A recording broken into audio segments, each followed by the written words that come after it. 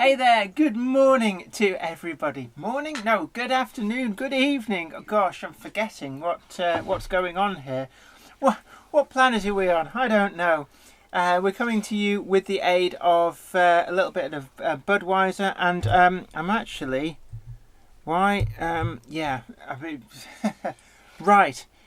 we're here. Gosh, now we're cooking. Yeah, I was just, for some reason it was, I think Zoe's been messing about. I just realised that I was showing everybody the actual video manager on my channel. So there you are, a little bit behind the curtain. But yeah, today we've got special guest, Les Cliff. Hi everybody. Hi. Yeah. Okay, that's okay. Let me just, let's have a look. Let's go to... oh no, go away. So bite a pizza. Yeah, we're currently scoffing pizza, so let's have a look. I'll go to that should be right. Let's see who's in the house. If you just look at just down there, you can see and make sure that you're on the screen. There. But those of you who've watched Biggest Little Railway probably recognise Les Cliff, also a big player in the model railway community online, and your modelling actually is really, really good. Thank you very much. I have to say, so it's an honour to be able to have Les Cliff on as a guest. There's no pressure then. No pressure, but talking a little bit about some of your techniques, really, about how you make your model railways look so amazing. But we'll just name check who's in the house. We've got Devans GWR, hi to you. 57305 Northern Princess, hi there. Tony Britton, hi to you. Hi, and Tony. Leslie Gilpin as well. So Hi Leslie. We're currently scoffing a takeaway pizza that's literally just We've also got arrived. Budweiser. But essentially, let's see if we can find some. Where would be best for us to find some pictures of your modelling? Well, there's my own Not Lobia and Not Lobia in Gardenia. That's just on Facebook, isn't it? So let's just see. Not Lobia. So just to give people an idea of Les's modelling skills, and what always amazes me is that you don't do it the conventional way. You're very cock-handed with it. Back to front. Well, you're always. Let's see if we can 8. So the top there banner there. I don't know. Can we get that full picture? Let's have a look. Photos. So there we are. The cover photo. Just show me the picture. So there's Les stood in the middle of his previous model railway. It's a shame really. I can't really make that picture any bigger. But when you look at that, you've not really employed conventional techniques. No. You've kind of... Well, it started off literally. I had a basement where I work, which became available to me to use when I had to buy the building. Now, my baseboard was 600 square feet of old trestles, tables, computer tables, doors, anything that was down there, I sort of upended and started to make a table out of it. But I made the biggest mistake in that I didn't have a plan. But in those days, I didn't have a mobile phone either. I wasn't on the internet. I just started. So it just kind of evolved. Two-headed monster. It grew and it grew and it grew. And that, I forget exactly when that was taken, but it was done by Bolton News when they came to do the article. an article about it. So there was all mountains all round the back and sort of down the side, and then in the direction that I'm looking towards was the main railway station called Not Lobia, which is basically Bolton backwards. It's a bit kind of Monty Python-esque. In fact, a lot of my railway is very tongue-in-cheek. I'm not sort of poking fun at model railway. I'm having a bit of fun generally about the whole hobby. But I like to try and create interesting little dioramas, little stories and everything. Yeah. I've never really worried about the accuracy of trains because, quite honestly, for 45 years of my life, I had absolutely nothing to do with model railways, nothing to do with trains at all. Started when I was 50. I was bought a train set for my birthday by the family, and that coincided with the time that I had to decide to sort of buy the building. So my model railway board cost £260,000. I don't think anybody's got a model railway board that's cost quite that much, but you know, the opportunity was there to develop this almost 650 square feet of space. That's a lot. That's a lot of space. A lot of model. I mean, how long did it take you to build what we saw in that picture? 13 years, and it was only halfway. Right. And then, did you find it kind of come together fairly quickly, and then you embellished it? No, it went in fits and starts because during those 13 years we've had 3 recessions. Also, it does take up quite a bit of your time, but I think I'm like a lot of modelers. You get enthusiastic about doing something, you go headlong into doing it, but then part of the way through you can lose your mojo. You lose the direction, or you have so many ideas going on in your head you can't sort of see the wood for the trees, basically. And then with the various recessions hitting in, and sort of, it's not a cheap hobby, so having to sort of put it to one side. During that 13 years you could probably say, well, there was probably 5 years on and off where nothing got done. And then the big sort of crux came when I was 60 and was diagnosed with leukemia, so that's made me have to rethink about changing the plan. So that's partly why the old Not Lobia is being dismantled. But I thought, well, I still want to carry on building a model railway, so I decided to start to do these modular units, which again has had to come to a kind of a stop, because circumstances now mean that I've also got to consider moving away altogether. So rather than carrying on doing a lot more to these modular units, I'm stripping them down to the basics so that I can take those out with me. But then I'm concentrating on doing things to various aspects, like some of the weathering to the trucks and other little bits and pieces that can easily be packed away. Because the plan is for hopefully an even bigger model railway whenever I find somewhere else to move to. I don't like doing things in small. I mean, that's the thing that, you know, having actually had the privilege to see. I did, yes. Not Lobia just before you started dismantling it. And I've also been very fortunate in having the kind of space that I was given to. It was kind of forced upon me because I never envisaged owning the building, but the previous tenant, his wife died and he had to sell up, so I was kind of forced into buying the building in order to keep my business going. And the accountants and everybody at the time said, well, yes, it's better to have a building and pay for bricks and mortar than carry on paying for rent. So that's how I came to be in that situation, and then suddenly have all this wonderful space. I thought, well, I've got to do something with that, because there's no way my wife was going to let me keep a train set at home. So, but now the situation has come that really I may never get that kind of space again, but the kind of property that we hope to find is going to be coming with some kind of large outbuilding. We've seen a few that we quite fancy, but unfortunately not able to move on them yet. But over the next 3 or 4 months, as the building actually sells, then I'll be in a position to do that. And then once we've found the perfect property, my mind's just going to go ballistic. I'm thinking how I can build a model railway. But I won't be doing it in the same way that I did this one. Like you say, I'm not conventional. I've worked kind of back to front because as an artist I've always enjoyed creating the landscape, not worried about the track. I'd make sure that where the track was going, and I'd have the basics and everything laid out.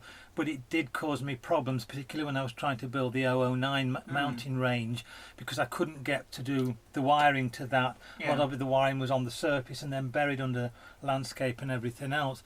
So yeah, I've learned a lot in the last 3 or 4 years, certainly, about better ways of doing things. But sometimes when you've got so far with something, you can't undo it completely. But I'm having to do now. So next time I start, it'll be third time lucky. Right, let's just have a quick look and see who we've got in the chat room. We've got Peter Jones there. Hi to you. Hi, Growler, Peter. Blackwood, N-Gauge Layout. Evening to you. We've got Trainsporting Southeast. Hello, hello. James Hardy. Excuse me. Do you think our hobby needs more youngsters? Certainly Definitely, do. definitely. Because at the end of the day, if we don't get the young generation in, then our hobby will wither and die. Yeah.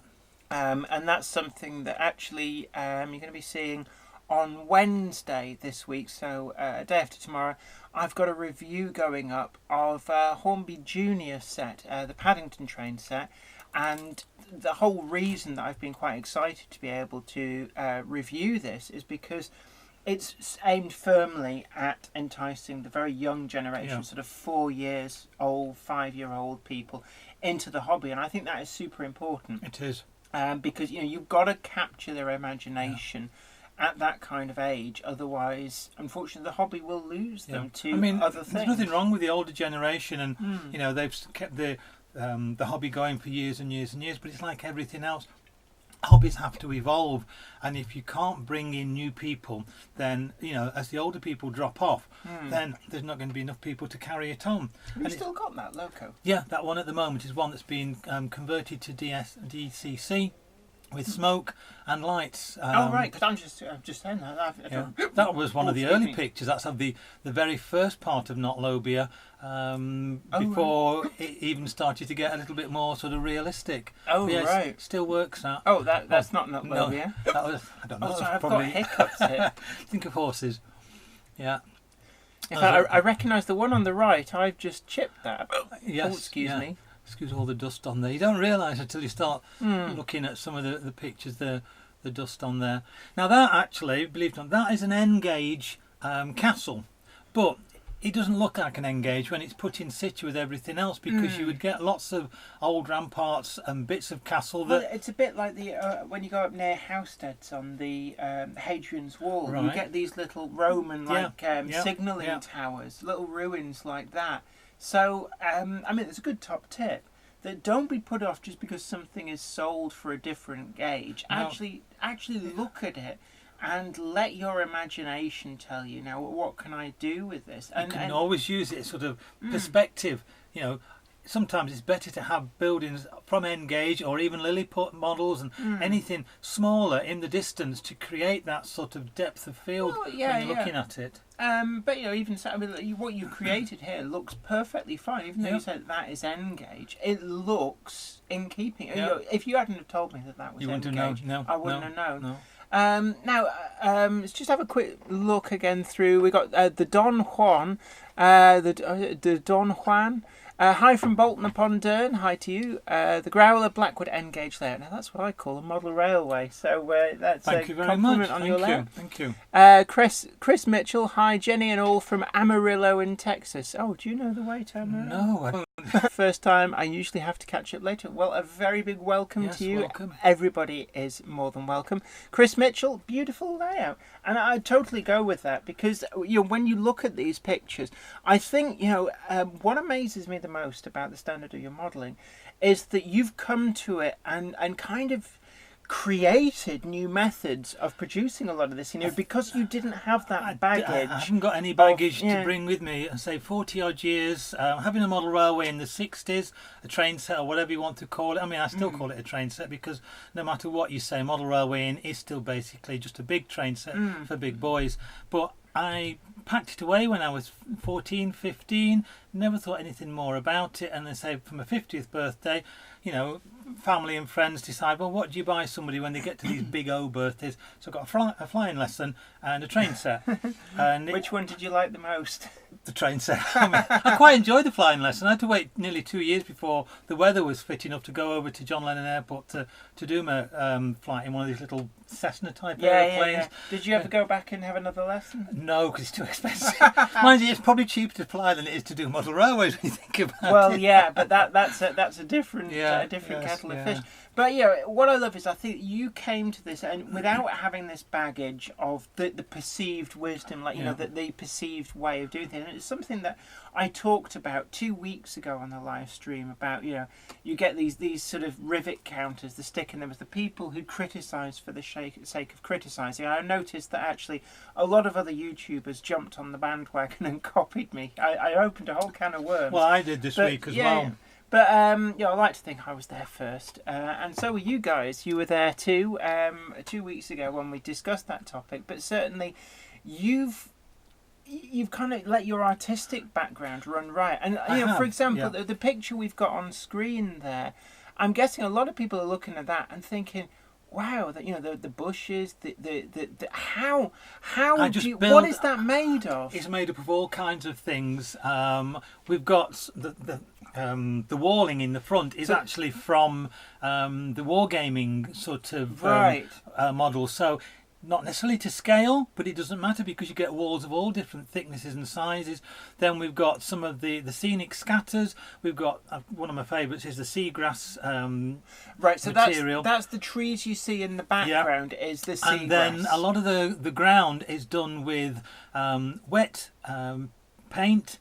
And because I've done kind of an autumn scene there, I actually collected autumn leaves and crunched them all up, dried them out in real leaves, and lots of brown scatter, lots of mud, even ballast, anything that would make a kind of a muddy sort of. So it's about getting the texture. Texture is probably the most important aspect of it. Yes. And what would be underneath all that? I mean, what do you use as the base? The base is, in most cases, I use is mod rock. I've got I get lots of newspaper from the pack. I say newsprint from the packaging that I get. So a lot of that is scrunched up to make a basic surface to begin with, and then I use the mod rock. And sometimes I'll even get like a toy car and run up and down to create where the tracks are going to be, and then start to work. And I work a lot of wet on wet.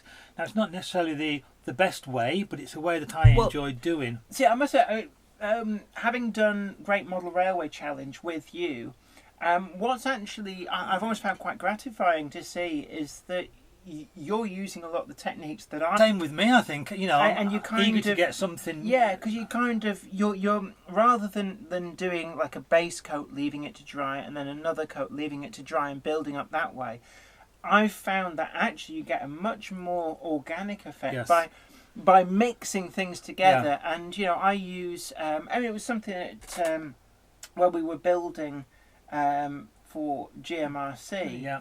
That when we were doing the scenery, both of us were getting quite a really good effect by building up, whilst everything was wet, still wet, the different textures, the different colours. Yeah. And it's actually, I would argue that doing it that way is simpler than the conceived wisdom. It can be. Because you just sort of jump in and do it. You're not having to plan there are some drawbacks occasionally. I think we found in the GMRC that paint can come off again while you're still working wet on wet. But I mean we were taking it to the extreme. Yeah, we were under sort of time constraints, which you don't have. 2.5 days to build a layout from start to finish. With something like this, I would build a section in probably 3 or 4 hours, working on it, and then I'd want to get it finished so that the following day, when I came and I looked at it, I could see how it had changed because the colours toned down.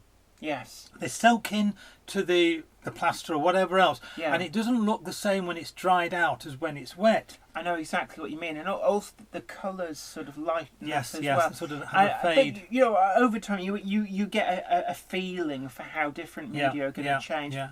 Let's see. Very quickly, let's just check what we got in the chat. We got Tony Britton. In a word, stunning. Thank you, Tony. And it is actually. I mean, that picture that's on screen now alone. I mean, that is just an amazing model. A good friend of mine. I haven't painted the horses and the figures. A very good friend of mine, Sue Matthews, does a lot of my figure painting. And I'll just ring her up, or I'll send a message to her saying, can you find me such and such? I want some people on horseback. And she will paint them all up. And she is so good and so reasonable with her pennies. Cheaper in many ways than buying some of the pre-made ones. She will create things that you just can't get. So we've got Tom Raybold. I used to have a Triang one of those. I think that's going back to the locomotive that we were looking at before. Right. Tony Britton, sometimes it's good to think out of the box. Very much so. I'm very much outside the box at the moment. I'll be inside the box for far too long one day, so it's always better to be outside the box. Mark Wilson, Evening Middock from Leicestershire. My neck of the woods. Oh, is that where you Well, from Burton-on-Trent, from Swaddling Coat. Is that where you Yeah, I passed Wedlingcote my the other day dad's- with work. My dad was a coal miner down there, and Jack Bedell, if anybody remembers Boxing Days, he was a cousin of my dad's. Oh, right. So, not to know much about boxing, but I think he was a southpaw. Is that- I know lead nothing. with your left hand or your Yeah. right? I don't know, but Leslie Gilpin, the scenery is amazing with those Thank you, Leslie. vignettes. Yeah, Chris Mitchell, and girls, right, Jenny? I think we've missed a previous comment there. Train Sporting Southeast. I've been at Spa Valley Railway at the Diesel Gala. Oh, right. And you've really got the weather for it actually today. I don't you presumably didn't get any thunder and lightning. We certainly didn't hear it. It would be nice to clear the air. James Hardy, I used to have the Hornby Collector magazines, and someone modelled the 7 wonders of the ancient world and had a merchant navy passing the pyramids. Yeah, I mean, I've seen some really amazing models of things like Roman stuff and that, and there really is nothing stopping you. If you want to model these things, just do it. you don't have to be. Well, this is my beauty of my model railway, and I'm not tied to the constraints of what people say has got to be a model railway. So I'm not trying to replicate a particular region. I mean, I've got trains from every region, various time periods, vehicles from different time periods, and they all live in this make-believe world called Not Lobia. But it gives me the freedom then, it doesn't matter what people say about it. It's realistic in one sense, but I know it's not realistic in the true sense. And if you want a cameo of something, you could just do it. Yeah, and you know, at the end of the day, you've got to keep this hobby fun. We do this hobby because it's relaxing, because we enjoy it, and it's a form of escapism from the drudgery of life, and very much so. And the thing is, if you then start saying, well, I can't have that because, and I can't have this because, you're artificially ruining your own hobby. Yeah. And I mean, there's nothing wrong. Everybody comes into a hobby, whether it's model trains, tanks, ships, boats, or whatever, even painting generally. Everybody comes in with their own ideas of what they want to get out of it. So some people, they just want some track on a table to watch the trains go around, or they want it for the children. Or there's others who want to make something so realistic, super realistic, that it replicates a particular place and time. And I admire the modellers that do that, as well as those that just want to do it for the shape, for the fun of it. But what grinds my gears, as it were, is when people who sometimes, I think it's partly because it's the written word on social media. You can't understand people's actual, the way that they say something. And people can take umbrage and take offence quite easily when somebody criticises. They may mean it in the best of intentions, but sometimes, they open their mouth, they put a big size 10 in it, and it all comes out wrong, and it upsets the people that they think they were trying to help. So this is the kind of nitpicking that sometimes goes on, that not just in this hobby, but in all sorts of hobbies, that can, really irritate people. And going back to the fact that we're trying to encourage new people into the hobby, we don't want to be frightening them off because somebody who thinks that they're so much superior is downing on what they've done. Yeah, and unfortunately, I think it happens in a lot of other hobbies It does, as well. yeah.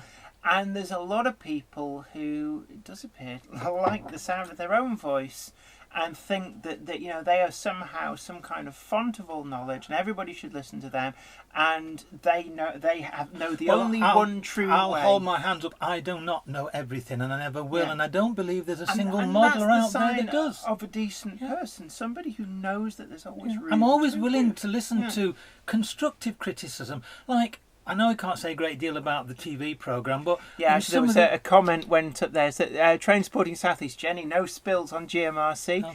We've got Ham Shackleton, good, hi to you. Charles Curtis, hi.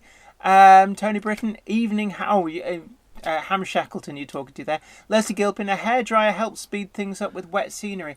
I found it, I not wishing to give too much away, but I've tried using stuff like that, and the problem I found is it tends to blow a lot of stuff away, so you do have to be quite careful. If you scatter and things are not stuck down properly. James Petts, good evening to you. Chris Mitchell, if you remember Nina, your best said trains of a boys. So, I think your autocorrect is conspiring against you. I'm not sure what you're saying there.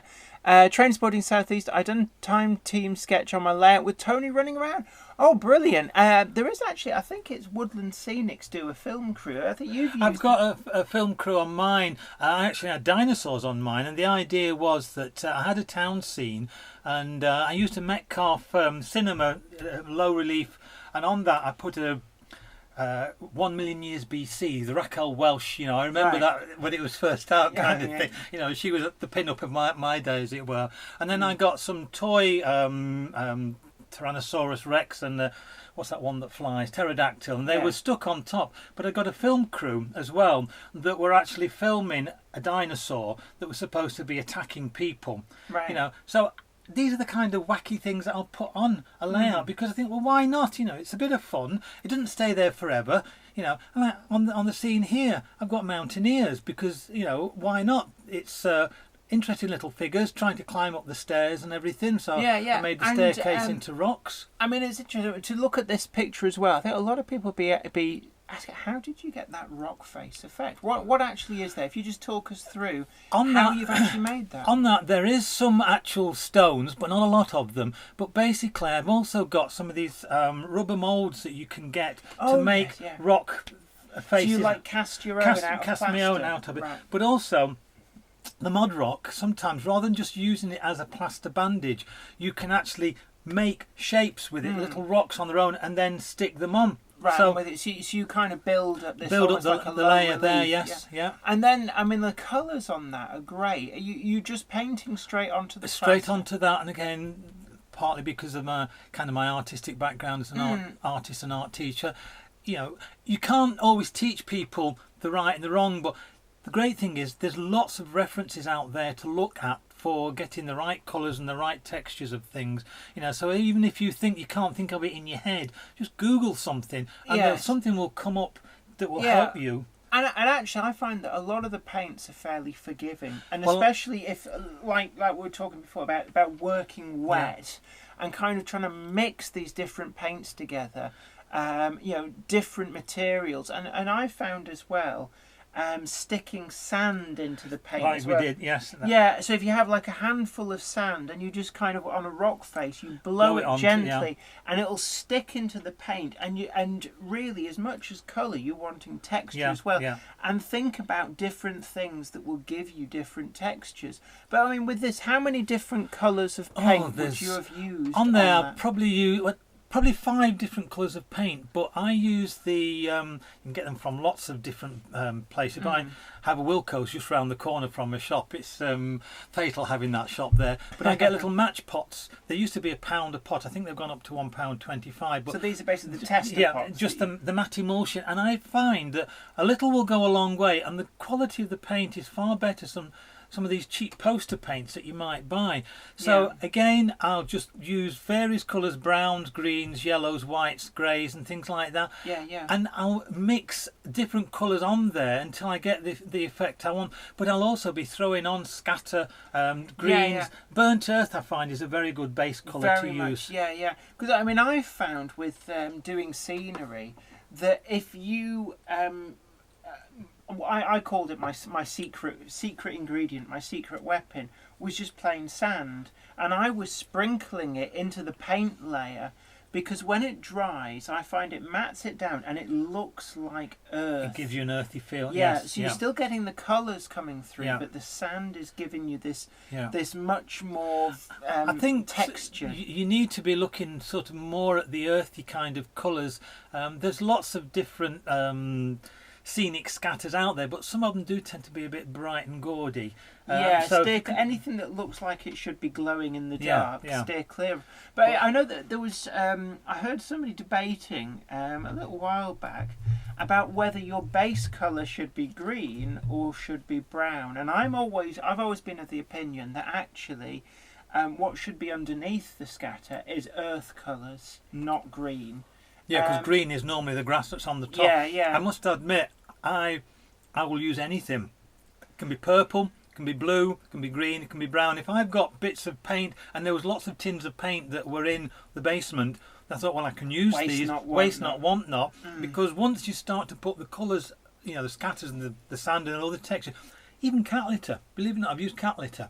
Clean cat litter, Oh, well, yeah, obviously, yeah. But I bet a chinchilla dust as well. I've heard some people and say also budgie grit. budgie grit, yes. Budgie grit, yeah. I did try at one time to use that for ballast, but it was a little bit too gritty and too big. However, Yeah. it's fine for making sand beaches and for sort of general sort of earthy kind of roadways and stuff. Yeah. But yeah, you can often find that some of the materials that you can use for modelling with, you're getting them from other places rather than just a model shop. Not trying to take the model shop's profits Exactly. away, I mean, but it's like the sand that I use is kiln dried paving sand, and it's about £4 for a huge sack, a sort of like a 20-kilo sack of the stuff. Yeah. And you think if you bought ballast, which It's in very, some very cases simple, yeah. is pretty much the same stuff, you can buy the scale scenes ballast, and it's identical we'll stuff. be getting letters from them telling us. Yeah, not to. well, other ballast suppliers are available. available. But talking of ballast, also don't overlook that you can use ballast for a lot more than just ballast in your track. Well, going back to that horse picture earlier on, some of the scenery there, some of that track was ballast that was put in, but when it's got paint on and everything else. And the other thing as well that you're very, very big on is the sort of fire and lighting effects. Well, we'll probably need to find a video to really do it justice. But we're seeing there a lot of buildings lit up, and we've got some kind of camp. Is that a campfire? That's a campfire. Now, basically with that one, little tea lights. You get a pack of 4 for 50p. Not the candle tea. Not the battery ones. The ones that are like they have a flicker effect. That's right. Yeah. But all I've done with that is to wire it through a resistor, so that it could run off a mains, as it were. And the smoke literally is just cotton wool, but quite feathered cotton wool, sprayed a little bit with hairspray to help to keep it its shape. It's surprising actually how good an effect it gives. I had I don't know if there's a picture anywhere, but I had a 4-foot sort of airplane on fire at one time with the smoke and everything. Let's see if we can. People are going to go, no, I want to watch that. I want to. I mean, these are some more with of the effects. the cars. I decided, well, yeah, I'd love to have one of these roadway systems, but the problem is, and I think is there other ones than Fowler, but Fowler tends to be the one that most people sort of show. There's another burning building, burning house. Yeah. I found that Fowler to me, they look very, very jerky, the road movements, and obviously you're limited with certain sort of vehicles. But I thought, no, I'm going to put lights in the car. Now, I've got probably in excess of 400 vehicles. This is a little scene I was working on from that's biggest little railway. With the huge pile of fish plates. Yeah. Oh, they became the bane of our life, didn't they? They did. Oh, so, amazing. I decided that cars and lights... they're talking the biggest little railway. Amazing. That's a bridge, wasn't it, that we got? Well, we didn't build it, but the other lads in the teams did. Fantastic. Oh, I think we've gone past the models, but I want to go back to the models, and there are some later ones of what I've been working on at the moment. But yeah, vehicles, once you start putting lights into anything, whether it's cars, buildings, it gives a whole different ambience to your layout. It brings it more to life than if it's just flat. There's some pretty good effects. And if we go to there, you see, it's not just the vehicles. We've got lights in the buildings and the figures as well. I mean, there's some. I don't know if you can see it on there. I've got somebody who's lost their keys and they're having to have somebody leaning out the windows, throwing them a set of keys down and everything. Yeah, lovely little cameos like that. All sorts actually of funny bring stories it to life, and it rewards. But this whole area of this section of Not Lob was basically the dereliction of Coronation Street. So you've still got some of the houses and everything there, but facing it was old brewery, old warehouse and everything. I just like destruction. I'm not a destructive person, but I just like I know, sort of decay. That's why I do a lot of sort of engines that are broken and scrapyards and things like that. I mean, this section here, I love the modelling here. So just talk us through this scene that we're seeing Well, now. it's sort of allotments. So we've got little huts, little rows of vegetables and everything, and then And are they scratch built, or are you all scratch built? Obviously, the buildings are little kits. Yeah, you know, yeah. But I from mean, like the things. vegetables themselves. What Yeah. are you using for those? Just again, it's sort of little bits of lichen, little bits of the. So you don't need to buy these. I know that. I do buy some. There are one or two little flowers, Yeah. but I even go into sort of dry flower arrangements in Wilkinson's or Hobbycraft, and I have a look at some of the things that are there. And there's lots of things that you can sort of pinch off a flower. I mean, you don't pinch them in the shop, but you can take a flower away and you can use little bits of them to create something. Again, we've got the seagrass turf. The little pond behind, that is just a piece of acrylic that's painted on the underside. The base is then covered in paint and scatter and grass and gravel and everything. The piece of acrylic is then put back on the top, so it gives you some depth underneath. And then I've sort of gone round the edges again with more scenic scatter. I mean, how long would that scene that we're seeing there have taken you to build?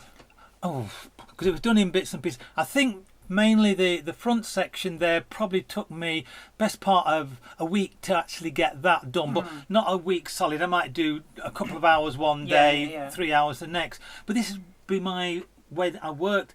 I would go in fits and starts. I'd go down into the basement and think I've only been down there half an hour, 6 hours later. So I would have lots of weeks where I put an awful lot of time and effort. My wife used to say, I'm a railway modeller's widow. Because I spent more time there than I did at home. So you'd sort of emerge and go, crikey. Like I come out of a different time period. Yeah. But I mean, I'm looking at that. That is just such an amazing scene. That whole section there in the front, I saved, and that's gone on to the other layout that's in front of the viaduct. So that will live on. That's already lived on in another life, as it were, and it will live on again. Yeah, I mean, I look at that, and the amount of, this is the other thing as well that you do so well, is the depth of detail. And you look at that. I'm constantly looking everywhere I go, even, parked in the road, sort of looking at the traffic and the verge and everything. A lot of it is about observation. Of like what the real world looks like, and not just looking at the big ticket things, but the mundane, scrutinising the mundane. Well, I have a lovely scene of a church and a garage, and there's a whole load of yobs and what you call them. Punk rockers and things like that, but there's skinheads. There's a garage with a car with all the details and the boots and the bonnet open, but on the floor there's all the litter and everything else. So I start to look at everything as far down as I can go. I mean, I always find it's amazing the depth of detail that you're putting in. I mean, that scene for me, I look at that, and that is an amazing piece of modelling.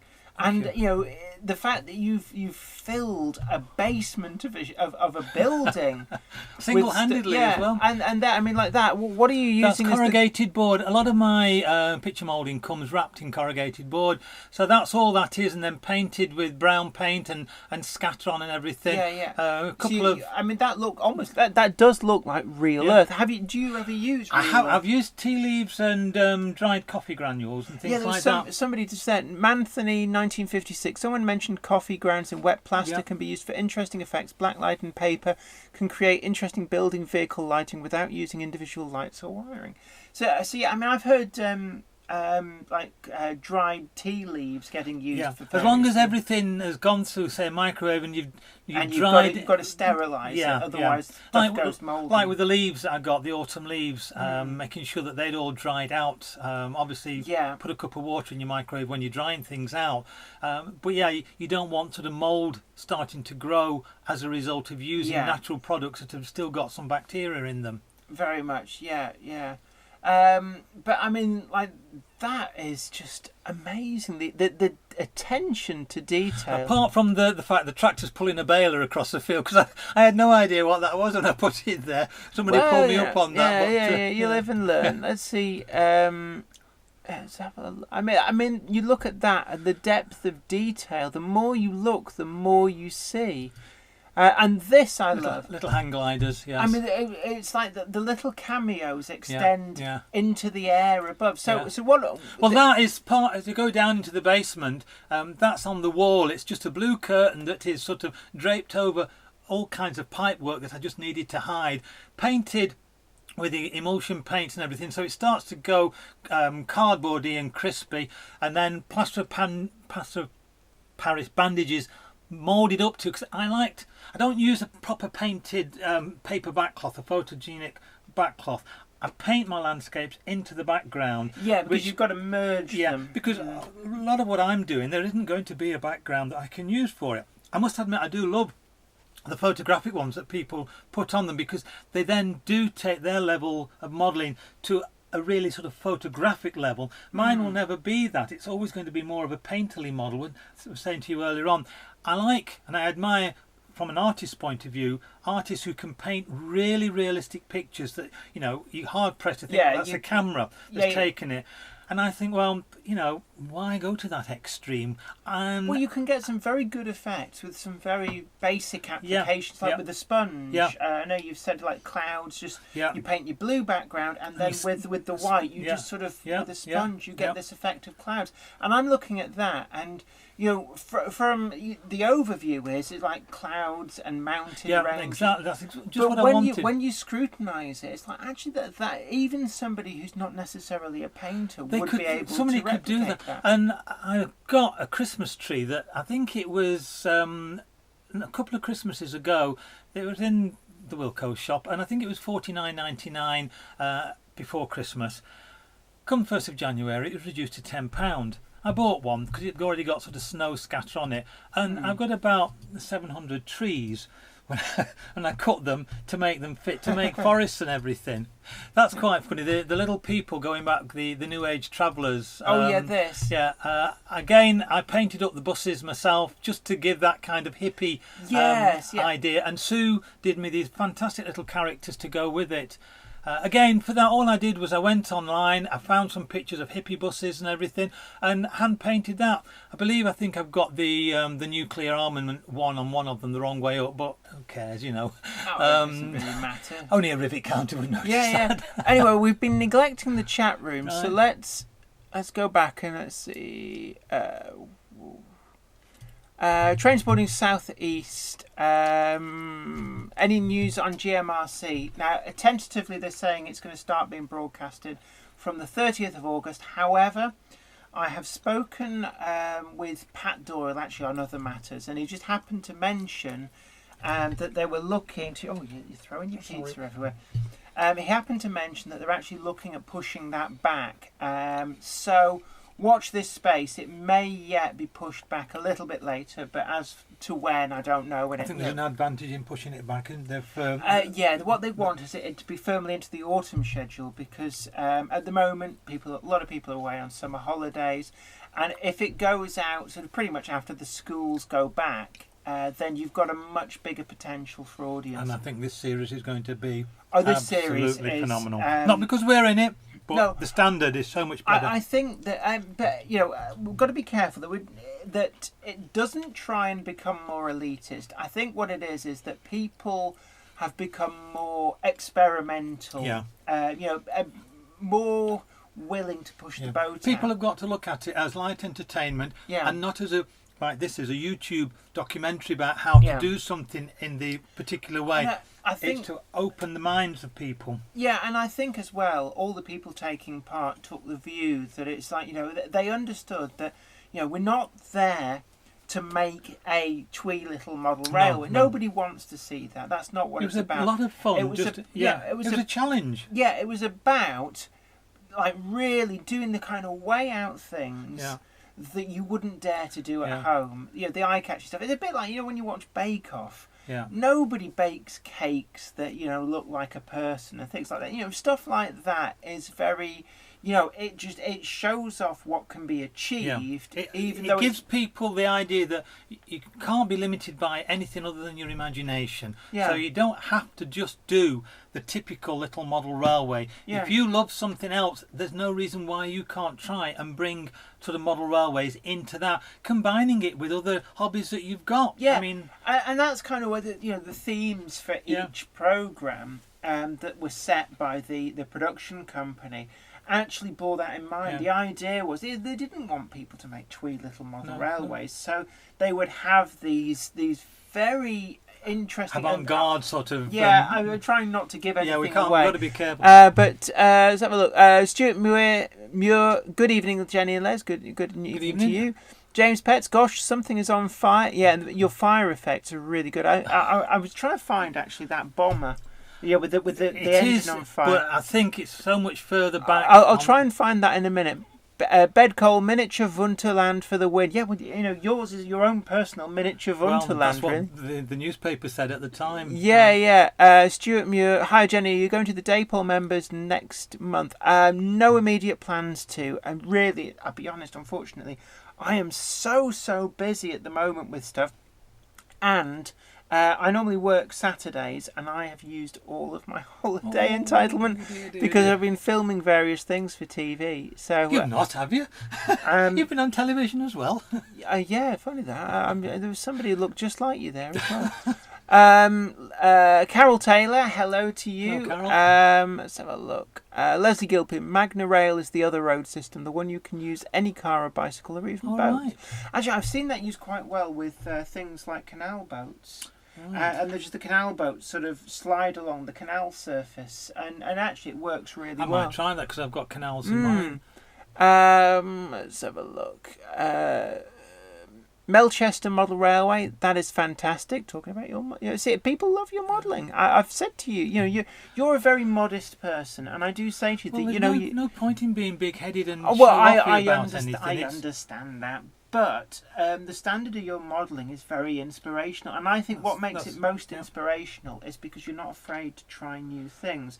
It's not got that kind of when you see these models where somebody has to rivet perfectly created architectural kind of models. Ashburton Station in precisely 1942 on a Thursday. 1240.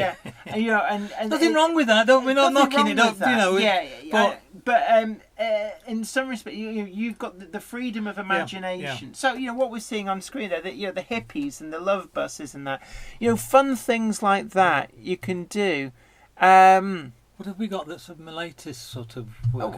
Let's have a scroll through. That rock face is great, and those are the hang gliders. You have like aeroplanes and all sorts. Let's see if we can get through, and so we'll get through all the biggest little railway behind the scenes. That was my pair of boots I wore out. The scenery was wonderful. It was, yes. So it wasn't quite to scale though, was it? Yeah. Oh, that's what it's on the TV. Yeah. Oh, yeah. So are we going to find some? There it is. Yeah. So there's the bomber on fire, and that, believe it or not, ladies and gentlemen, that's like a static effect. Yeah. But when you see it there, it looks like it's like a snapshot in a film. Now I got pulled over the coals by some rivet counter saying that you would never have seen that plane, and the pilot was flying that close to the mountains. He should never have been allowed to fly in the first place. Well, his plane's on fire. Yeah, obviously he's got a few issues. I had a feed come into my, because I look at wargaming modelling and things like that. Oh, there's some good ideas. And there was a fantastic model of I think it was a Lancaster that was on fire, and this guy, he's well known. I think he's a Norwegian or Swedish modeller, and he's phenomenal with the stuff that he does, the bomb explosions and everything else. And I started to look at the kind of work that these people do. You get planes flying over the sea, and they've got a torpedo, and you try figuring out, well, how's that torpedo under the water, and yet the plane's still up there. And it's just all the way they do the wiring and the effects. Yeah. But I was really taken with this plane on fire, but I didn't want to have to build a Lancaster bomber. So again, I went on eBay, and I think I paid about £14, if that, for the plane, including postage. So it was already built. It was already built and painted, very nicely done, and I butchered it. Basically, I broke the one engine off, and I fitted some LED lights inside it, piece of wire, sort of chicken wire. Painted up some cotton wool smoke and everything, so that trailed behind, and then So the wire in the cotton wool basically stops it from just drooping. From drooping down. Yeah. And then, in order, because it's only run off a 9-volt battery, that, these little battery boxes, so there is a white pole that you can just see on that, but it's just skimming across the top of the trees. Yeah. The battery. I hadn't noticed that, but until you point it out, it's very deceiving. It doesn't stand out like a sore thumb. And then the building on the background there, that is the first ever scratch building I made, and that's courtesy of Alan Downs, who was a modeller. I think he recently died, but he was a fantastic modeller in his day and right up until recently. That's from 1972, an old Railway Modeller magazine I had. Right. And I saw that, and then I think he built it out of clay and wood.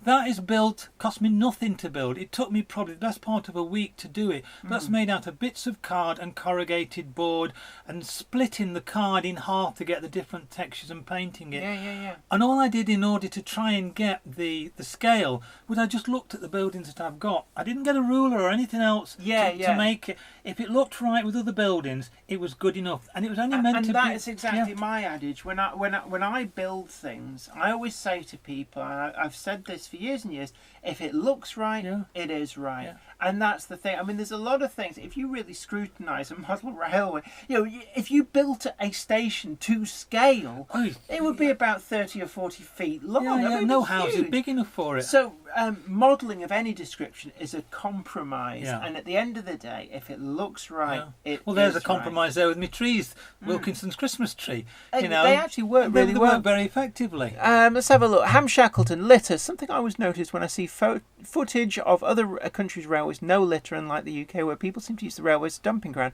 I don't know. I've seen a lot of litter certainly in urban areas in the US, in India, all around the world. I think I think litter is a universal problem. It's not just the UK.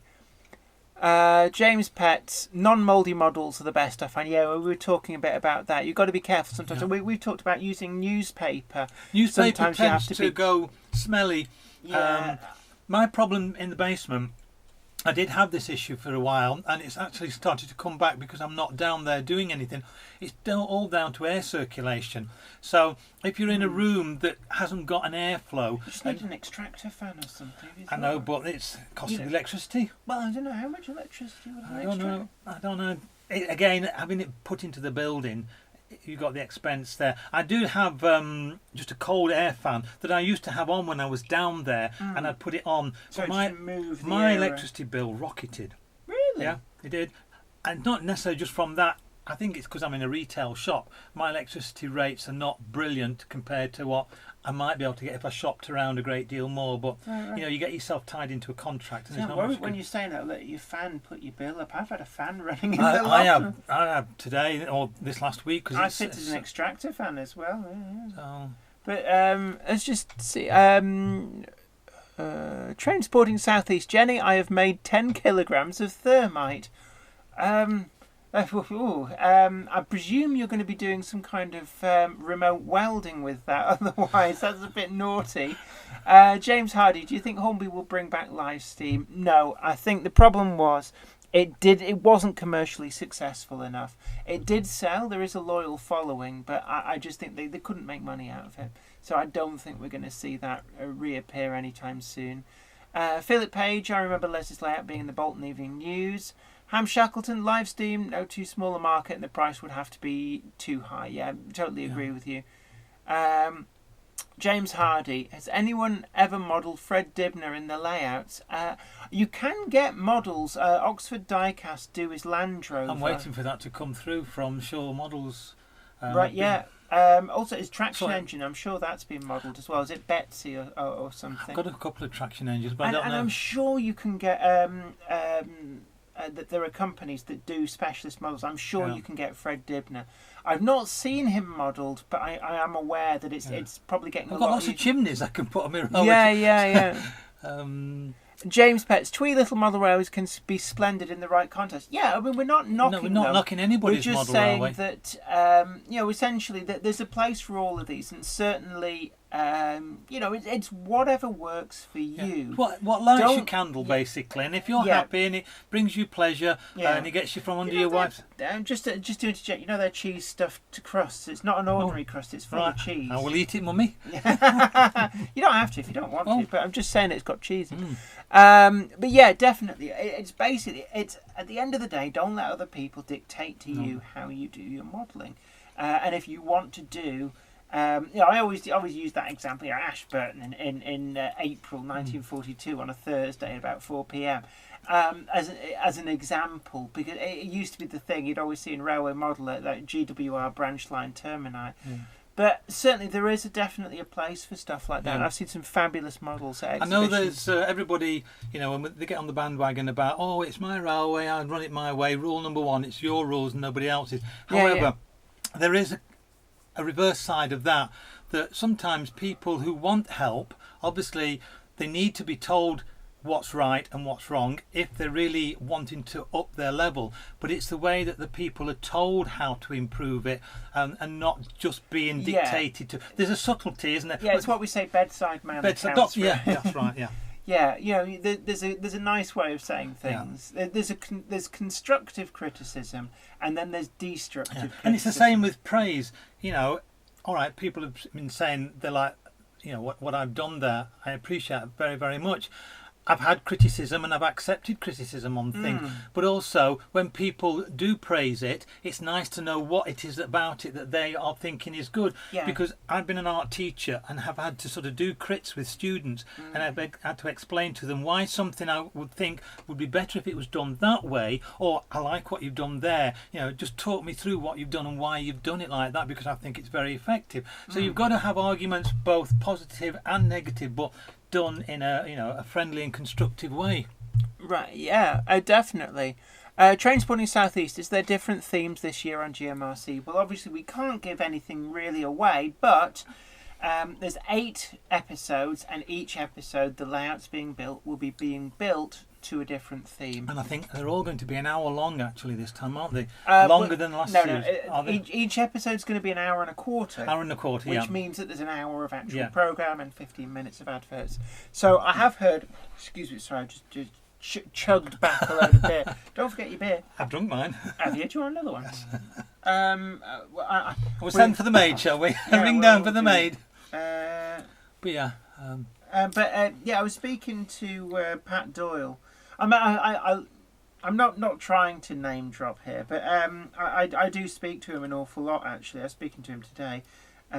See, proof. Right. Okay. Yeah. My most recent text message is from Pat Doyle. I always want to keep saying KGB, but it's not. It's KBG. KGB.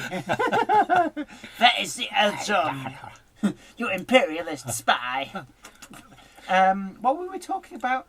Oh yeah, he was saying that actually he's editing up the programmes at the moment, and it's actually quite epic because they've got that extra 15 minutes. There's a lot more that can a lot more that can go in, and actually the footage is there to go in, and I suspect that last year the footage was there to go in. Yeah, but they didn't have the airtime. So the extra 15 minutes, they're not padding it.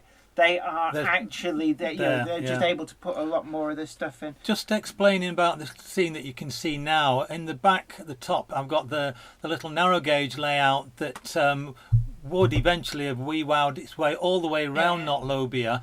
And that's an old Airfix bridge that was broken. So all I did with that was I wrapped it with bits of plaster of Paris to make it look like it's frozen. I'm just going to go and grab you another bit. You keep talking. All right.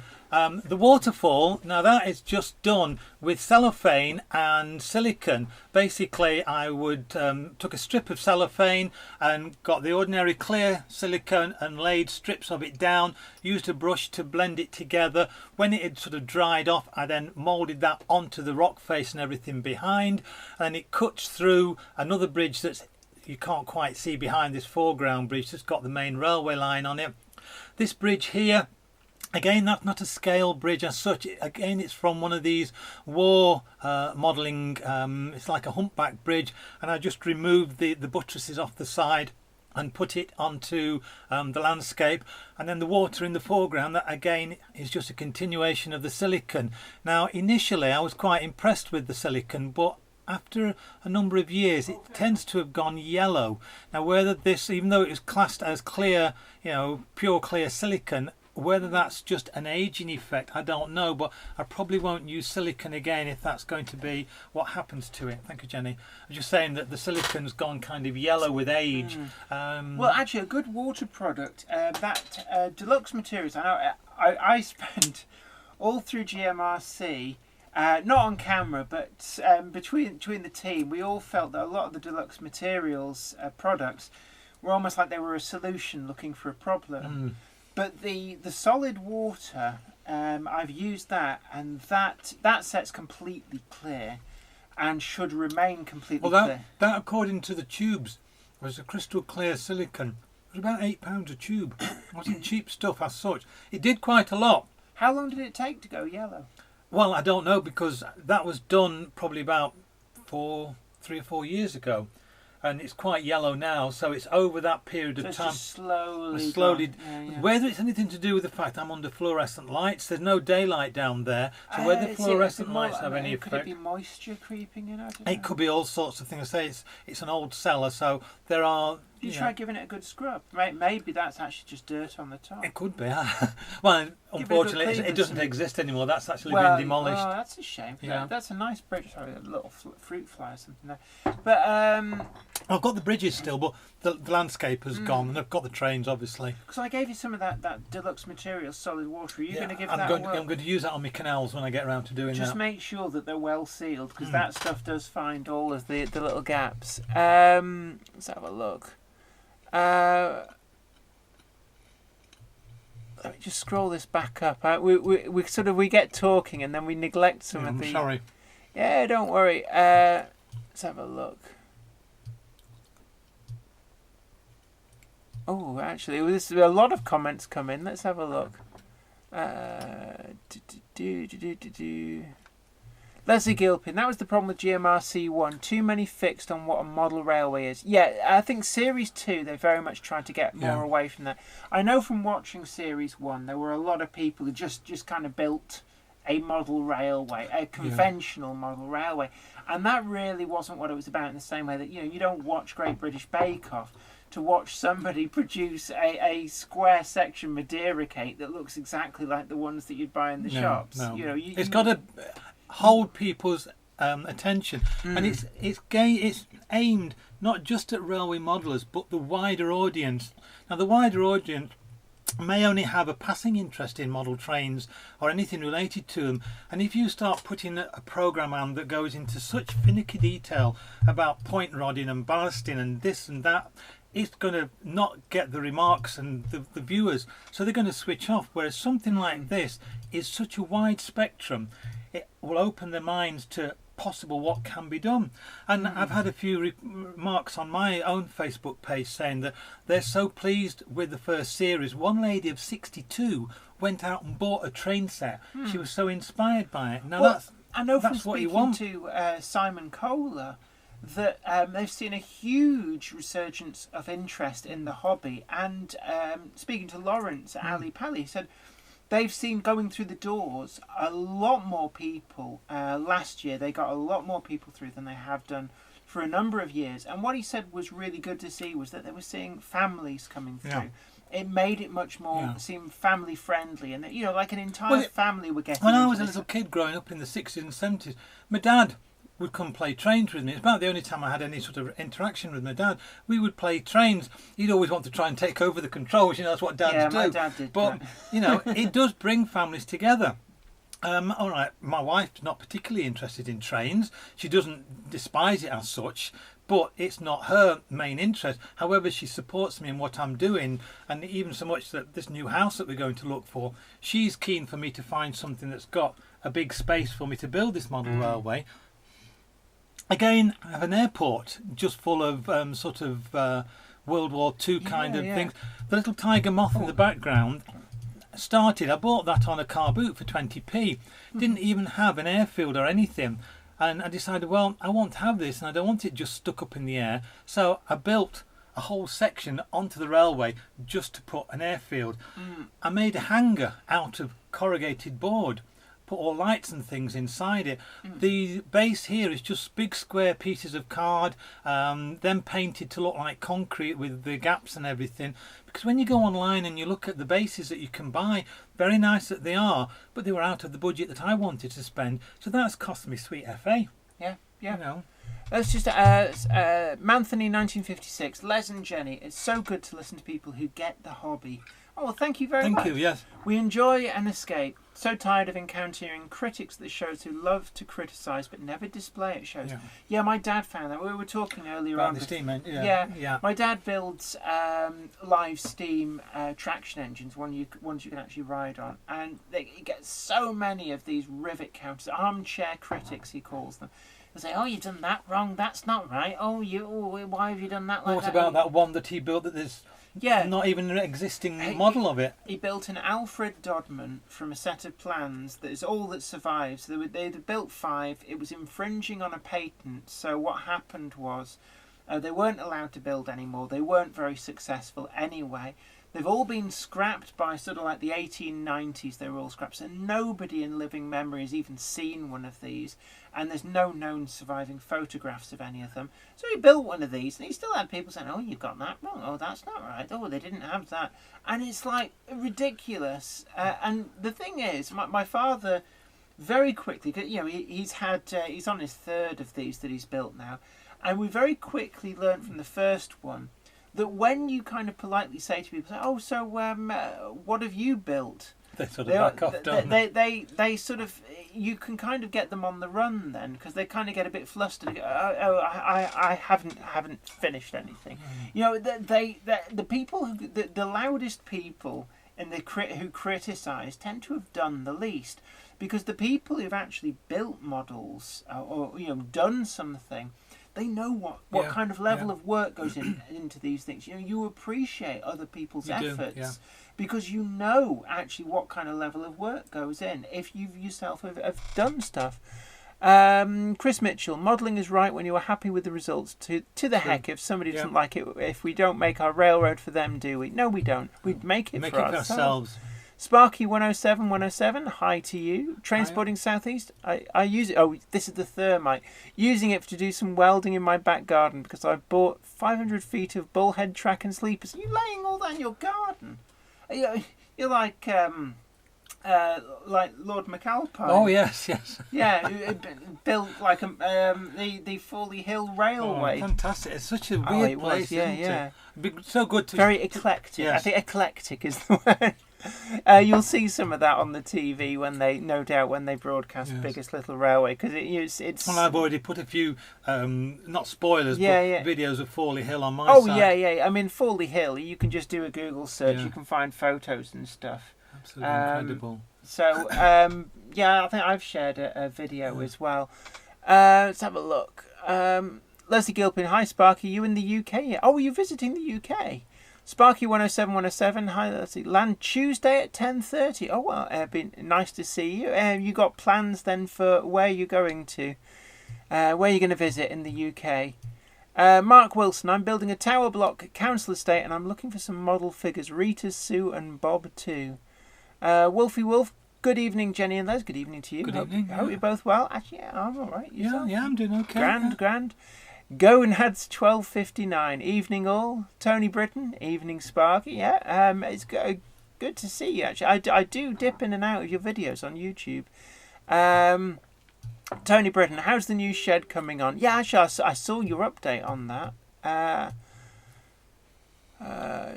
Roof truss will be here on the 18th. Oh, it's great when your little model railway lair comes together and you can finally start building.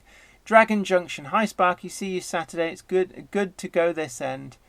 Let's have a look. I did see your message. Sounds great. Look forward to meeting many people at the meetup. There's a meetup somewhere. Dragon Junction, good man. James Hardy, do any of you volunteer at Heritage Railways? I volunteer at too. I don't. I must admit, I do frequent East Lancs quite a lot. I go there. I mean, and also actually, there's one down at Oswestry, the Cambrian Railways. Well, I go funny there thing is, if I find somewhere which is not going to be in Lancashire, it's more likely to be Shropshire, Herefordshire, Worcestershire, the Malverns, that kind of area. I think in my retirement I will probably be looking to partake of being in the voluntary service, doing something like that. Well, the Cambrian Railways is extended, so it's coming along nice. Yeah, right. It's a railway with a lot of potential. But no, I don't volunteer. It's just really time is an enemy. James Hardy, Ribble Steam Railway. I've been there actually in Preston. I've had a few good trips on there. To move any more pictures along? Oh right, yeah. So, see. Oh, that I love the dereliction. And see, decay and dereliction. I think makes some very interesting models. Nothing again. The it's either a Quantock hut or a Nissan hut, whichever you want to call it. Nissan. I've heard them called Nissan huts a lot. And basically, that's just a piece of card about 4 inches wide by 6 or 7 inches long, and then I poked some holes down one side. I got just the ordinary wire that you use to wire your model railway up to make the hoops that went into it, and then the corrugated steel. Have a guess what that's made from? Any ideas? I have seen corrugated steel made quite well with tin foil, and you know the jeweler's screwdrivers. Oh yeah. If you actually, because you know they got that kind of like knurled pattern on the handles. If you get 2 of them and roll them together and put the foil through, it gives you the corrugated effect. Well, that's wallpaper. Oh, is corrugated wallpaper. Again, great tip. You don't get into trouble providing you don't take huge lots of it. When you go to the B&Q, take a sample. Yeah, and there are some fantastic textured wallpapers. Now, most of my road surfaces of cobbles are actually textured wallpaper. All right, when you examine them closely, they're not identical to cobbles, but they give that impression, and they cost nothing. But cobbles come in all shapes, shapes and sizes. Yeah. But I'm looking at that, and I love this sort of this decay, the overgrown nature of it. Things like that, I think, really draw you into the model. And I'm looking at that, and it's just amazing. But when I'm not going to scroll all the way back through to the first picture that should give you a sense of just how big that layout was.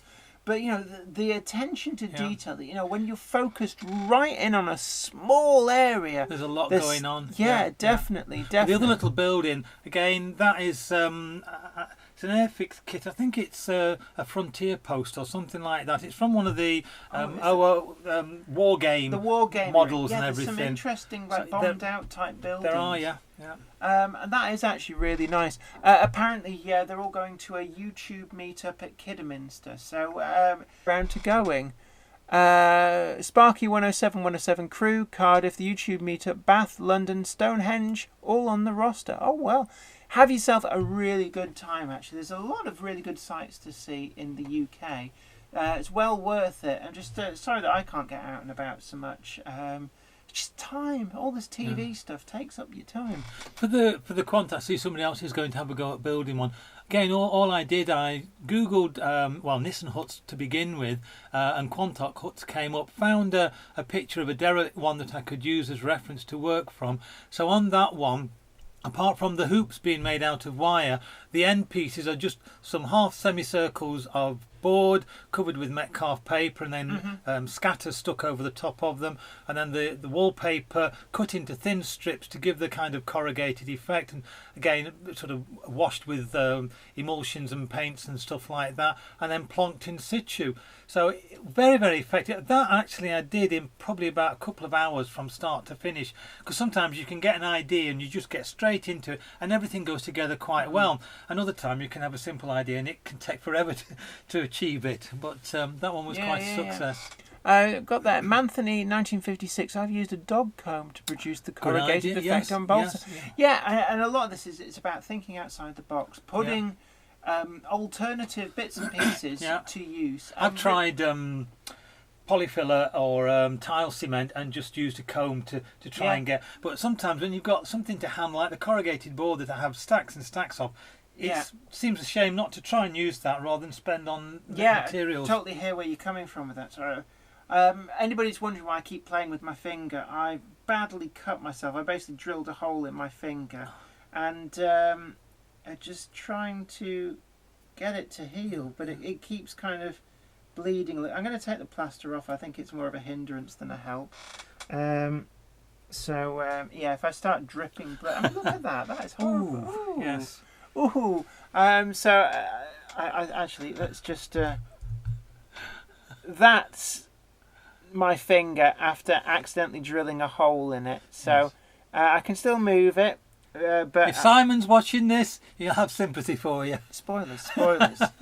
So but let's get back to the main feature. So I love these little sort of, like, your layout is like cameo after cameo, and with I that just one, love that's it. The building there, I think, was one of the Scaledale mining buildings, and I just put it onto some block of card, plywood or something like that, and then gradually I've added all kinds of little bits and pieces, the packing cases, the sacks and everything, put some of the lights inside, so, or in case of that's just on the outside, to illuminate it, and just gradually built it up. And it works so well. I mean, you see these little sort of like cameos, and they all have this depth of detail that just rewards more and more viewing. So I'm looking at that. I could stand and just look at your model for days and days and still find things that I hadn't seen before. That's part of the mountain landscape. And like the vastness of that going up and up and sort of blending it into the back scene and into the walls. It's just I like that. The big top. The big top. That again was just some pieces of card wrapped around a dish to give me that big top sort of shape, and then I draped some masking tape, big wide masking tape, over a form to create the big top sort of shape.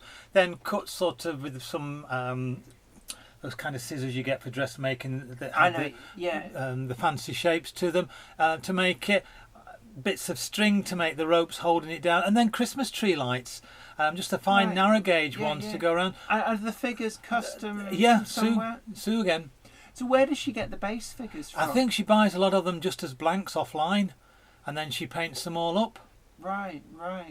And they work. They're really they nice. work very, very effective. You can probably get some of the woodland scenes. I think are actually doing some circus ones as well. Yeah, the woodland scenics range is actually really good. I know they're HO as opposed to OO, but what's the people come in all shapes and sizes. They do, yeah. And this is the town area. This is part of the Not Lob itself. You just saw the station there. Oh, and that's that castle that you saw earlier on before it went on the line. I like these little floodlights that you've got. Well, what actually are they? They are actual scale floodlights for models. I bought a lot of my lighting from Joe Kite on the Isle of Wight.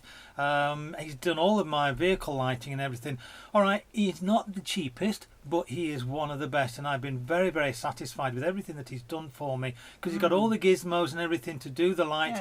The only thing I've got to do on one or two of the cars is to put some of this clear yellow Tamara paint on them, just to dull them down a little bit, because I hadn't realised at the time. Again, this was a tip that somebody told me, I didn't take umbrage at it or anything, was that the lights were a little bit too bright for cars of that period. They're not like today's halogen lights, so they need dimming down, and I will do that. See, I'm looking at that, to go back to the picture on the screen, And it reminds me, when you go to places like Harlech or and they're all, Carnarvon or Conway, Yep. and they are lit up like that at night. That is actually a really nice effect, and it really brings the model to life.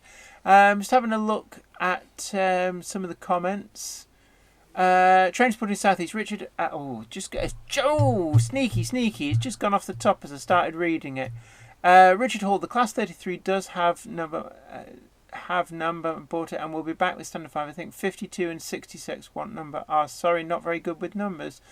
And it's to do with the numbers of his the locomotives that he owns. James Hardy, what do you think on new build steam locomotives? Is it a good thing? Yeah, I think I've got nothing against new build steam locomotives. I think that why not? I can't think of any reason not to.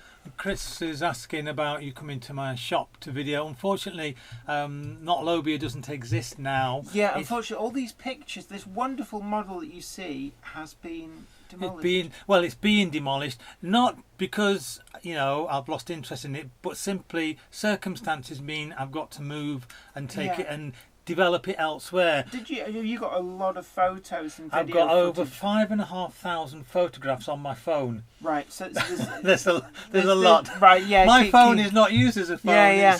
I mean, I should, because do you actually have a YouTube channel? I've seen you crop up on the live stream. I've got one, but I haven't got the gizmos to set up. Videos on. No, I just tend to use my Facebook pages. Yeah. So if you want to look at Not Lobia and Not Lobia and Gardenia, that's where you'll see most of the work that I'm actually doing. I mean, at some point I need to film, because you are building stuff in the basement. I'm still building stuff. At some point I need to come round. Well, I don't know if you've got any further of my later work that's on here.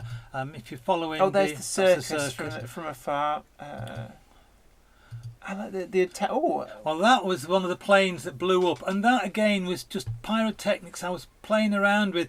The fibre optic Christmas tree lights that cost £1 from Wilco's. I stripped them out and just used the fibre optics to create some effects.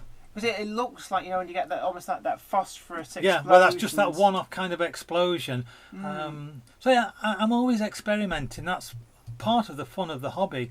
Then I had my article like you had in Modigliana Schwarz Magazinet. Yeah. Oh, is that the cobbles there? That's some of the cobbles, yes. And that works really well. And with the weeds and stuff, that really does work very, very well. Oh, and canals are always good fun. Yes. I love that. That's just... Oh! I don't know what that is. That's something else. Yeah. Don't know why that's crept in. So just... The Beatles. Yes. Yeah, because you've got all sorts of cameos going on. So, again, it rewards looking and looking. Is that your phone? Might be, yes. And I just check if my wife... Might be my wife saying, I'm home, where are you? Oh, she's at Keel Services, so she's not home yet. Right, so it'll be a while yet. Yeah.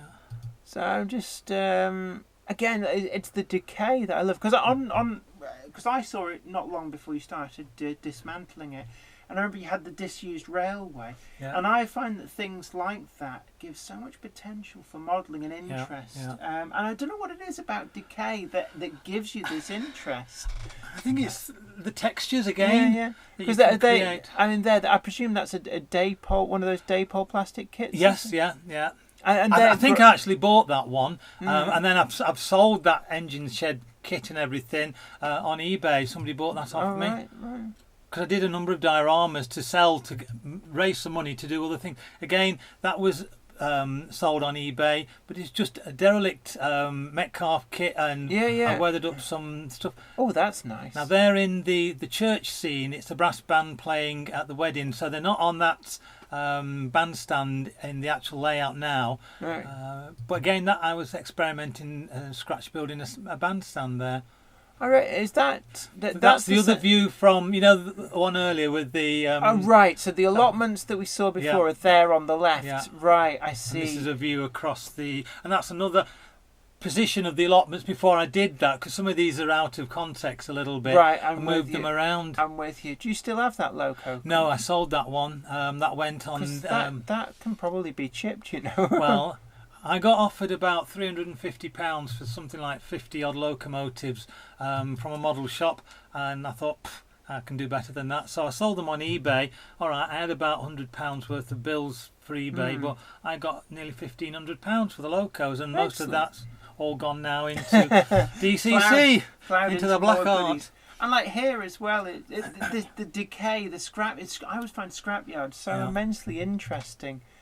And some lovely scenes and cameos here. We've got the road roller coming over that bridge, and it's just so photogenic. You've got these different angles where you can really get immersed into the model. There's a scrap train there. Scrap trains really actually do something about them. They work really well. And there's the main station. Yeah. But I love some of this countryside. I like the little details. So I've got rabbits and all sorts in some of the scenes. Yeah. Let's have a look. I'm just looking down the comments. I think I got interested in decay as well from my university days or my art college days in Hull, because I was in Hull when the suspension bridge was still in sections on Annalby Road, and all the fishing boats were pulled up on the roadsides and everything all rotting away because of the Cold War with Iceland, I think it was at the time. Right. So, the fishing fleets of Hull were in a terrible state. And then it got even worse with the common fisheries policy. Grumpy Modeller, they are called Nissen huts. All right, yeah. Not Nissan. No, like that's the a car, yeah. They were designed by Major Peter Nissen of the Royal Engineers in World War One. Basically the porter cabins of their day. Yeah. Amazing buildings, really, when you think. Well, apparently, I went online because of, again, to do with moving house, looking at Nissen huts and Quantock huts, and you can actually get them purpose built for you. Right. Because I don't think they have to have the same kind of planning applications, temporary accommodation. So, it's how these big static caravans work. Because you'd never tow one of those big static caravans behind a car, but they've still got wheels and lights and a tow hitch, and it's to do with planning regulations and stuff. She wants to restore the pug. James Petts, decay is intriguing. I remember growing up in the 1980s and there was a lot of decay that I found quite fascinating as a nipper. Yeah, I mean, see, I remember even in the 1980s, there were still bomb sites knocking about. And, I can remember in Bolton, there was a derelict building down Shifnal Street that always... it looked like it had basically been derelict since prior to the Second World War.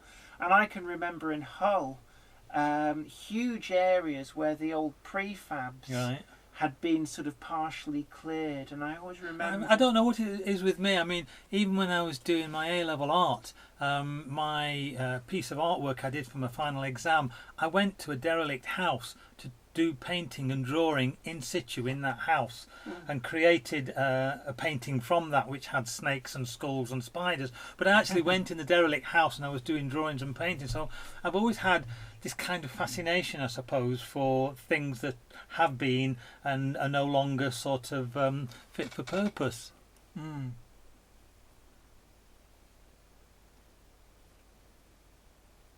Let's have a look. James Hardy, I want to restore that pug.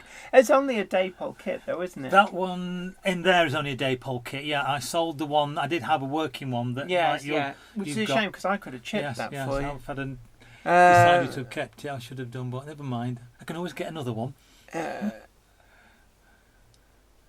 Leslie Gilpin, Manchester Victoria Station was effectively World War II bomb damage station until they built the arena over it. It's a shame, actually. No, I see. The old Manchester Victoria wasn't too bad. It's just it had been allowed to decay a little bit and allowed to get run down. And I think that it was a great act of vandalism to destroy much of Victoria Station and build the arena over a large chunk of the land, because it's now become quite a bottleneck because of that short-sighted thinking. Because they used to have something like 14 platforms and now it has 6, I don't know, but I just think it was short-sighted vandalism that doing what they did to Victoria Station. East Lancs Hell. I've not much time on them because I work mainline with Steam. Oh right, talking about the Class 33 standard gauge and right, yeah. Should we move another few pictures on? Yeah, no worries. Leslie Gilpin. Victoria had 17 platforms. I always forget exactly the number. I know it was a lot more than it has now. That's like a weird funicular, is that? It was, again, they were 25p off a car boot. I think you can actually buy a complete working version of that. It's a German manufacturer, but all I wanted was a trompe-l'oeil kind of effect at the back. Not finished that at all. I mean, they're just plonked there at the moment. But the idea was that it went from the final station that the narrow gauge got to, and then went up even higher to a part that was sort of hidden behind a pillar, which was the very top of the mountain. So and I'd have had Blofeld's lair. Well, I'd got a little castle that was going up there, and the final top. And here are you, more decay as well. Yeah, sort of scrap locos, not even on their bogies. There's a Class 37 and a Class 25. Oh, you'd struggle to nick the wheels. And chickens. What have you actually used for the fencing? Because that is actually is a kit. That is a particular kit. But you know, there's stuff that you can get for plasterboard that has very fine white webbing to. Self-adhesive. Yeah, that's quite good for making fencing. Because it's what you use. I think this is just some very fine mesh. But that was actually a kit that came complete. So see, that mesh reminds you. You know when you get a sieve. A flower sieve. You could probably do that with a. Yeah, if you get like some cheap ones, then you just cut the material out and cut it up. Yeah. There's probably. Somewhere you can buy sheets of that stuff. So much online. You just put wire mesh. Yeah, in fact, I think like the wire trays that you leave cakes to cool on, I think are made out of that as well. So it might be a worthwhile source for that, because that is actually really effective. Somebody was asking me, or I saw a post rather, somebody was saying about making fencing out of 00 gauge track. Now, I don't personally think it would be effective in the realism sort of sense, because the sleepers are far too thick. If you scale everything correctly or within reason, in my house and in the garden, I've got some actual railway sleepers that have been used to make some hard standing for a caravan that we used to have. But the thickness of railway sleepers are far bigger than uprights of fence posts. So I don't think if you strip the rails off some Hornby or Pico track and stood it vertically. Well, people used to build, the railway companies used to build fences out of old railway sleepers. Oh, right. And certainly here, before we replaced it, our garden fence, the uprights were all railway sleepers. Oh, I didn't know, right. I stand corrected. But using actual track for it, the problem with that is that they always had, in real life, they'd always have the rail chairs, the metal chairs would be removed, and all you had was the sleeper. And that would be difficult to replicate with spare track, because the rail chairs are actually part of the moulding, and there's like a hole underneath. It's not solid. I think that you'd probably be making more work for yourself. I think, quite honestly, the big bags of matches that you can buy, because you can get matches in different lengths as well. But and if you sort of like soak them in. Excuse me. I've seen people use creosote, but I don't think you can buy creosote anymore. They've been banned it for poison. But certainly, if you thin down bitumen paint, you know the sort of bitumen stuff that you get for painting on flat roofs. If you thin that down with white spirit, you can get an effect which, to all intents and purposes, looks like creosote when you paint wood with it. Which is really, really good. So you can get packs of matchsticks and use them instead. Paint them with. And either if you've got one of these very fine drills and you've got a steady hand, you can actually drill through them and put wire through, or you can always just use coffee stirrer sticks for the horizontals. Split those down the centre. There's all sorts you can do actually. I mean, I've built loads of things over the years just out of the matchsticks. Because you just buy bags of them. They've not got the actual match heads No, on. no. No. Let's have a look. J. Paul Anderson. Hattons seem to be getting Bachmann items again. Do you know any more, Jenny?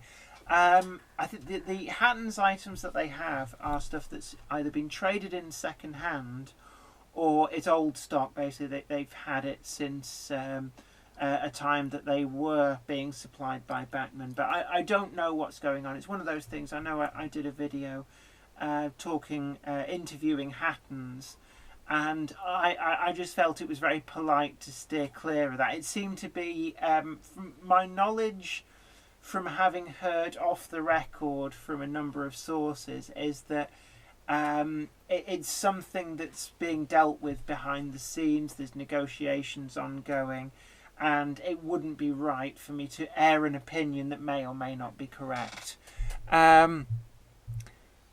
Richard Hall. Hatton sneakily have bought Bachmann stock from Trains for You and other shops, hence the new stock is RRP. Oh, interesting. They've got to be careful, because if that is what's happening, Trains for You would probably find that they would incur the wrath of Bachmann. James Petts, gosh, impressive fence. It is actually, yeah, that is a really good effect. I do love that fence. I'm sorry, I can't take credit for it. Well, yeah. Oh, there's the. So on that picture, we're looking there. I can see the circus. I'm just looking for all those little bits that we've been seeing. Some of them are up this end, and bear in mind this is an earlier picture. This was when Bolton News took pictures. Things changed and developed later. So Right, yeah.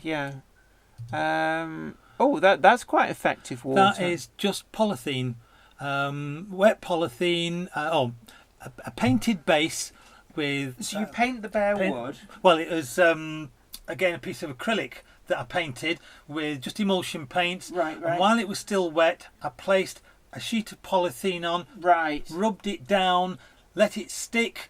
It bubbled up, but I was quite pleased with the effect that it gave when it bubbled. It gave ripples. sort of the ripples. That actually works. Depending on the way that the light catches it or the angle that you shoot from, you get different sort of looking effects. And then they were just some of the little metal.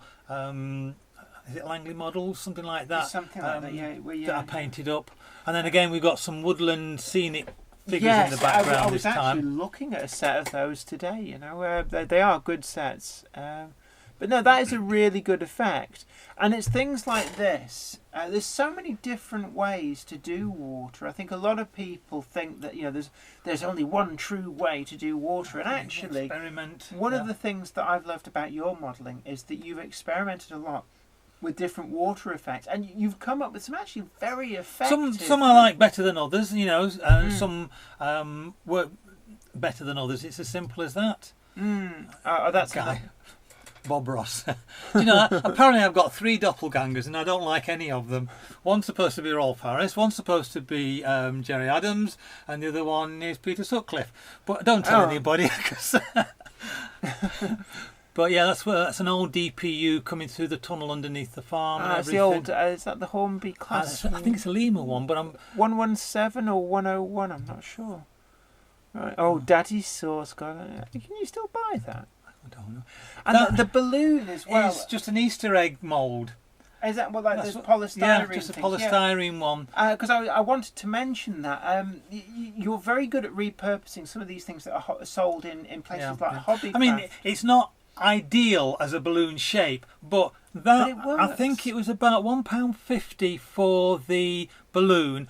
The rest of it, the basket is made from wallpaper.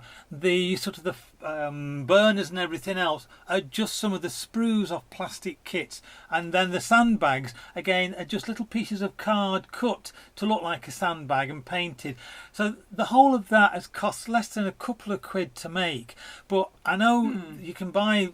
Again, it's Fowler, the ones I've seen, more elaborate shaped looking hot air balloons, but you can be paying 30-40 quid for them, and I didn't want to do that. I just wanted something that looked effective enough. I've still got it, and again that will be going on the new layout.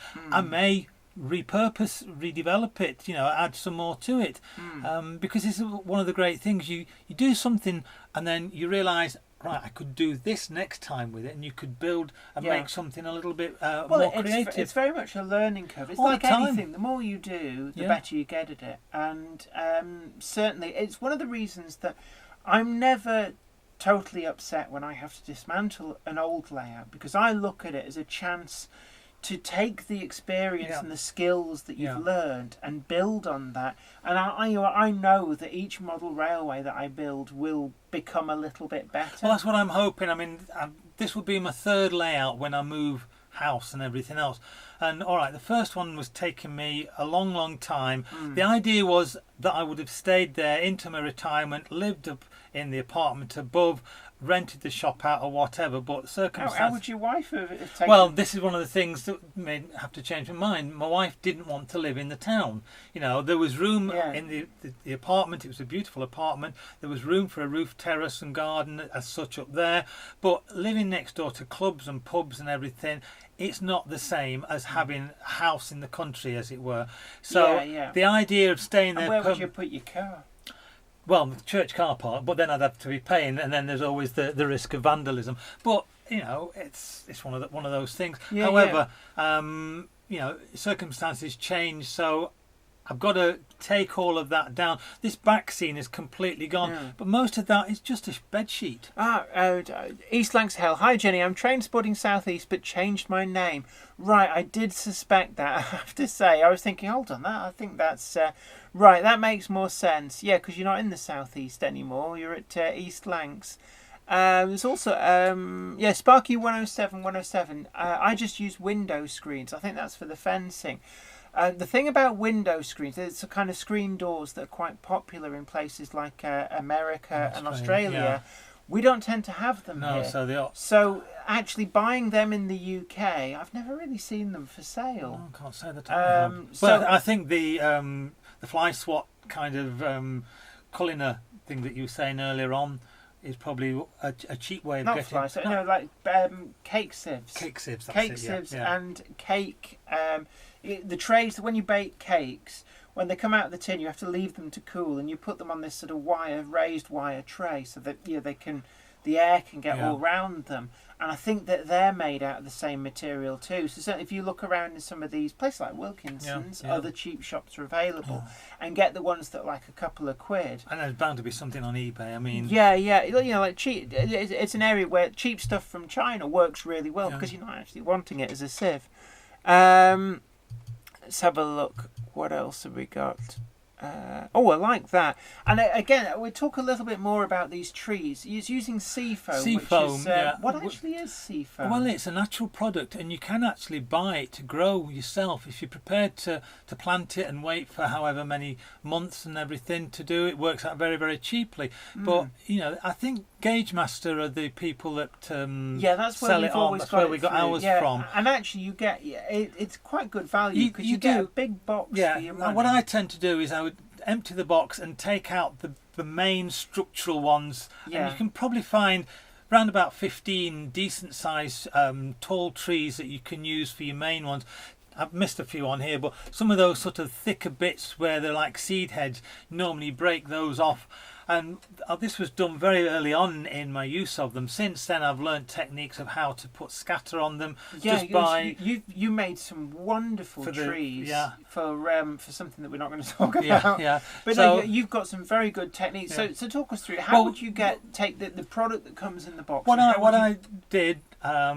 Scenic scatters, your mixtures of greens, the various these are just flocks, like the static grass, more the flock rather than the sort of the grass. Right, so you want like the stuff like the Gauge Master. It's like the modern equivalent of dyed sawdust. That's it, yes, but much finer. And you can mix a whole lot of it up in a box, you know, so you get a mixture of green. So it doesn't matter if you just mix all the different colours and I've got together. boxes I've saved. Like all the scatter and stuff I've scraped off the old railway, I've got that into a box now because it'll still be used, even though it's a mixture of all sorts. And then you just put some into a box that's got a lid on it. You get some cheap hairspray. You take one of your sticks. You spray your tree 2 or 3 at a time if you want. Drop them in the box. Shake them back, everything that kind of thing. Sticks. Pull it out. Actually, cheap extra strong hold hairspray is another amazing fixative. thing to use. I mean, I go through loads of hairspray, not just on my hair, but in terms of modelling. And you'd be silly to buy expensive spray glues. And every time you take them out and you look at them and think, right, yeah, that's fine. You can add more hairspray, add another layer of textured stuff, put them back in the box and shake them again. So you can build up different thicknesses. All right, you can only get certain style, sort of a generic kind of tree. If you want to try and create something more spectacular, a featured tree like an oak or an elm, then there are some very good models that, is it Hornby that have brought out now? Some scale scene in fact. or you go to the wiring effect. But just to give a good plug to videos that are coming up on my channel, hoping for Friday's video will be a review of the Scale Scenics trees. Right. Because Hornby have been very kind to send me some in the box to review. But actually it's a product that I've used quite a few on Weir Yard in the loft. So I'm going to be talking through that because I think credit where credit's due. When a good product reaches the market, I do think it's good to be able to tell people about it. And don't be afraid is what I always tell people. If there's an element of modelling that you don't enjoy doing, then don't be afraid to buy a ready-made product for that. At the end of the day, it's a hobby. It's supposed to be enjoyable. And if you don't enjoy making trees, there are good products on the market that you can buy.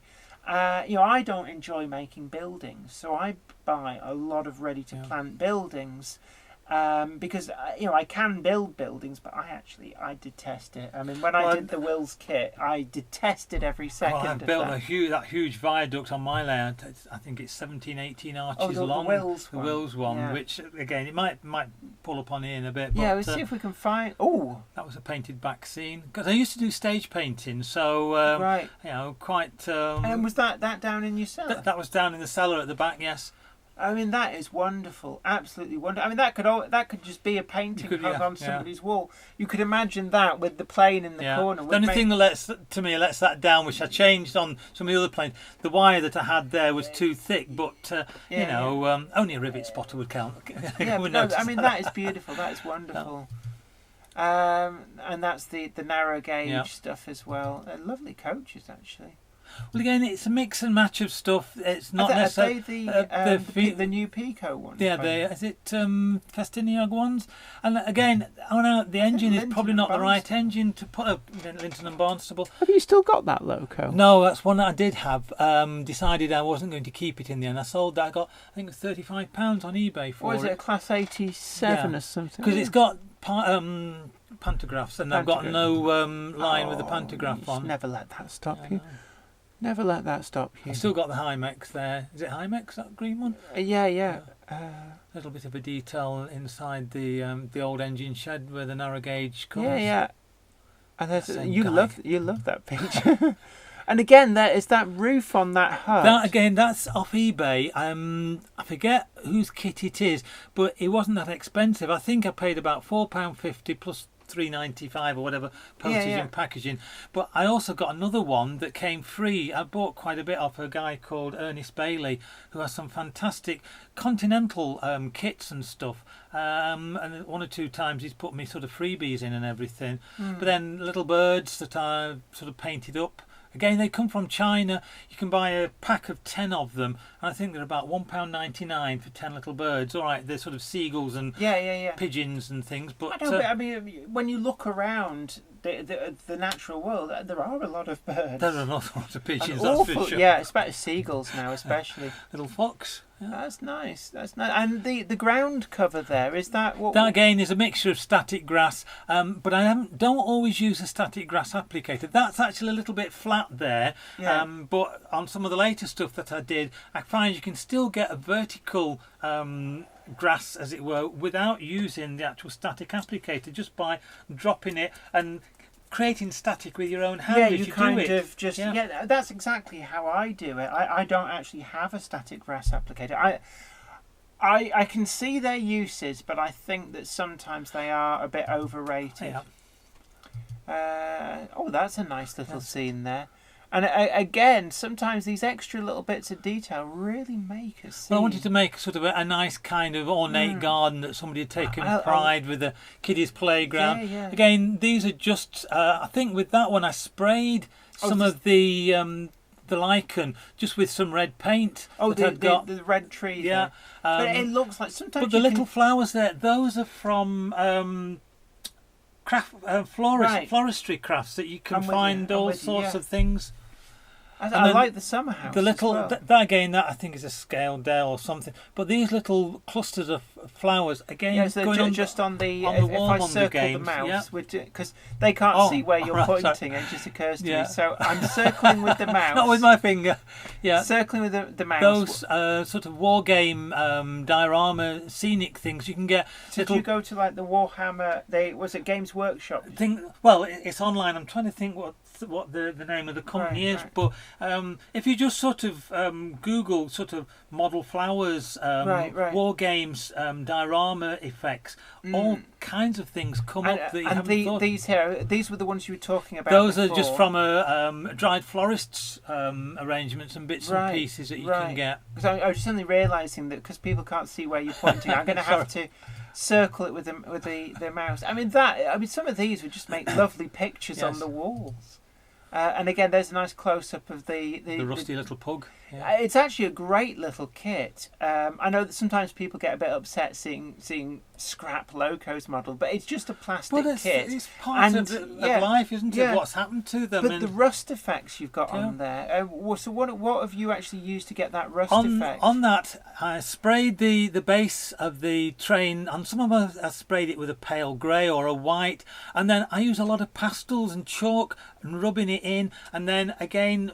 Probably on that, I think I scattered it with sort of just dust, anything that I've got, just to give that sort of dirty, lumpy pieces to it. Yeah, almost like where you've got like lichen and flaked paint. And even sort of using a blade to create dust from chalk pastel, and dropping that on it. So as it sets onto something that's had a matte lacquer on it, it dries in little bits. That is actually a really good effect, because sometimes rusty objects like that in scrapyards, I've seen sometimes people they just kind of do a blow over with a rust-coloured paint, and it doesn't look right because rust isn't just one colour. I've been trying experimenting with stuff recently. On there, I mean, you've got yellows, you've got browns, you've got reds, you've got silvery whites, but then browns. You've also got the base coat of the original item, and it's something on Grove Street Yard. What I try and do is I paint the actual object in like a variety of different, almost garish colours,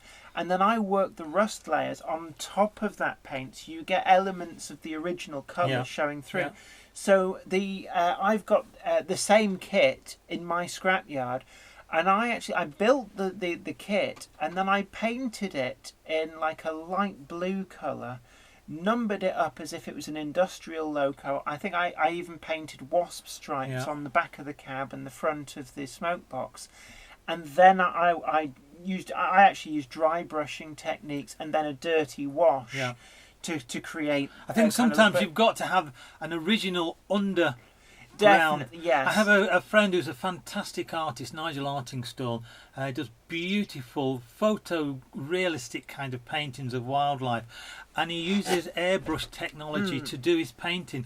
But if he's painting a scene that's got to be misted out, he paints all the background in first of all, so it's there, and then he diffuses it, and it's the same kind of effect here with models, where you still need to put what the model is like underneath. Otherwise you end up it doesn't look right, because decay happens from an object that wasn't always decayed, so you've got to have that base layer there, because some of it will still show through. James Pets, do you model kittens? I don't know if there's any on here. There's a couple of little cats. Well, look out for them. Yeah, there's one behind a chimney somewhere. But you can get lots of dogs. You can get wildlife. Lynxes and polar bears. You can get giraffes, elephants, tigers, and this that.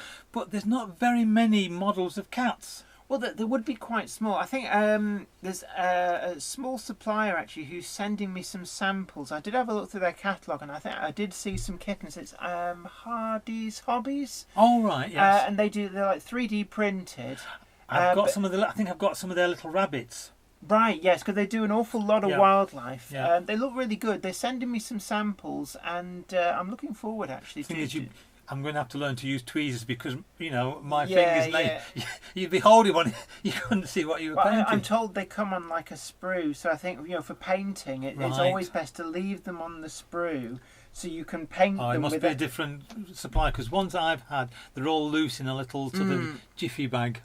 Let's have a look. Dovens GWR. Jenny, are you going to the Vale of Rydell Gala in September? I'm afraid I'm not. Again, time has got the better of me. My schedule this year has become manic. I've barely had a day off. Like weekends, I get Sunday off. I work every Saturday. It's just been unreal.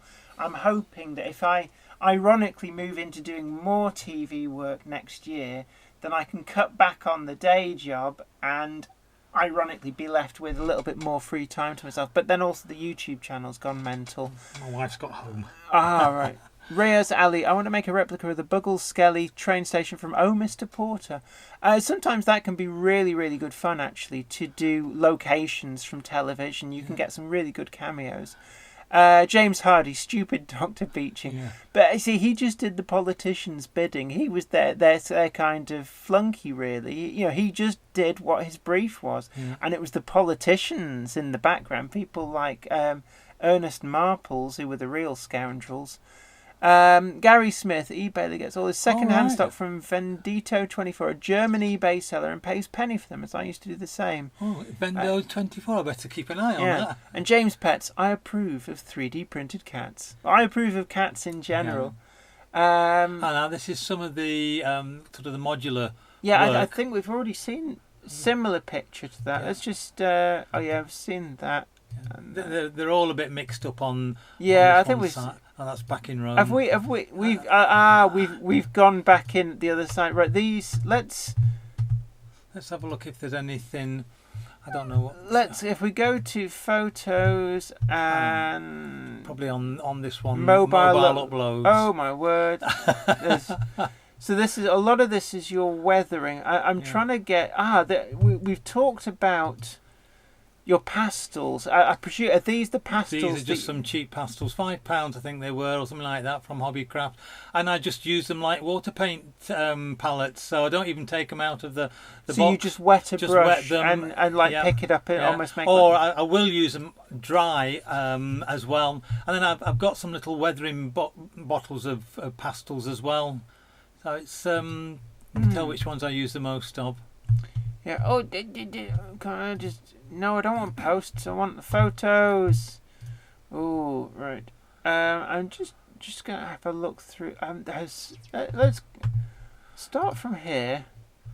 And like here again. So the water here. That is just clear varnish. About 5 or 6 layers of clear varnish laid over some silicone that I put down to begin with, so I got a nice lumpy effect of clear silicone. Right, so that gives you the texture. Gives me texture. And then I started to layer it up over and over again with some clear varnish. I did put some colour in because I didn't want it to be just clear. That's why you've got some brown. Yeah, that's the mistake I've made with the deluxe this materials. is just some little fisher, HO scale fisherman, and then that's just the what's the name, glue.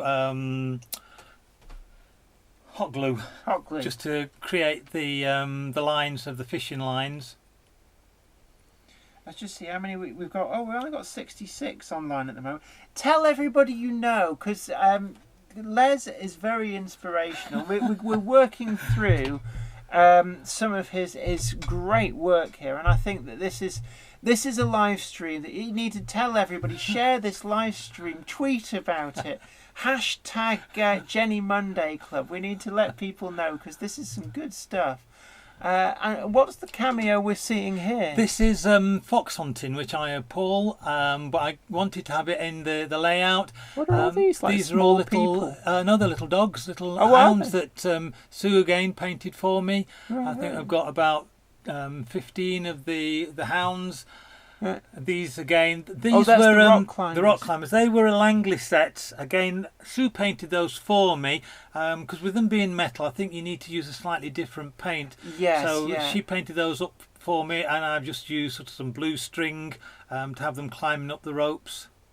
I was like, oh, Tony Britton, we will all be looking for the little mouse in Les's model as if it was a Terence Cuneo painting. Oh yeah. There's certainly actually your standard is amazing, and there's another view. And like so these that we see at the front here, what are all these? Those again are some of the little flowers that you can get from the wargamers that have vegetation, vegetables and things, and they come in a strip. You might get I don't know, half a dozen strips in a pack. $4.99, something like that. But again, if you buy a number of packs, you get sort of discounts on them. Yeah. Just can't think of the name of the company. They are really nice. They're very effective, yes. Yeah. I do like that.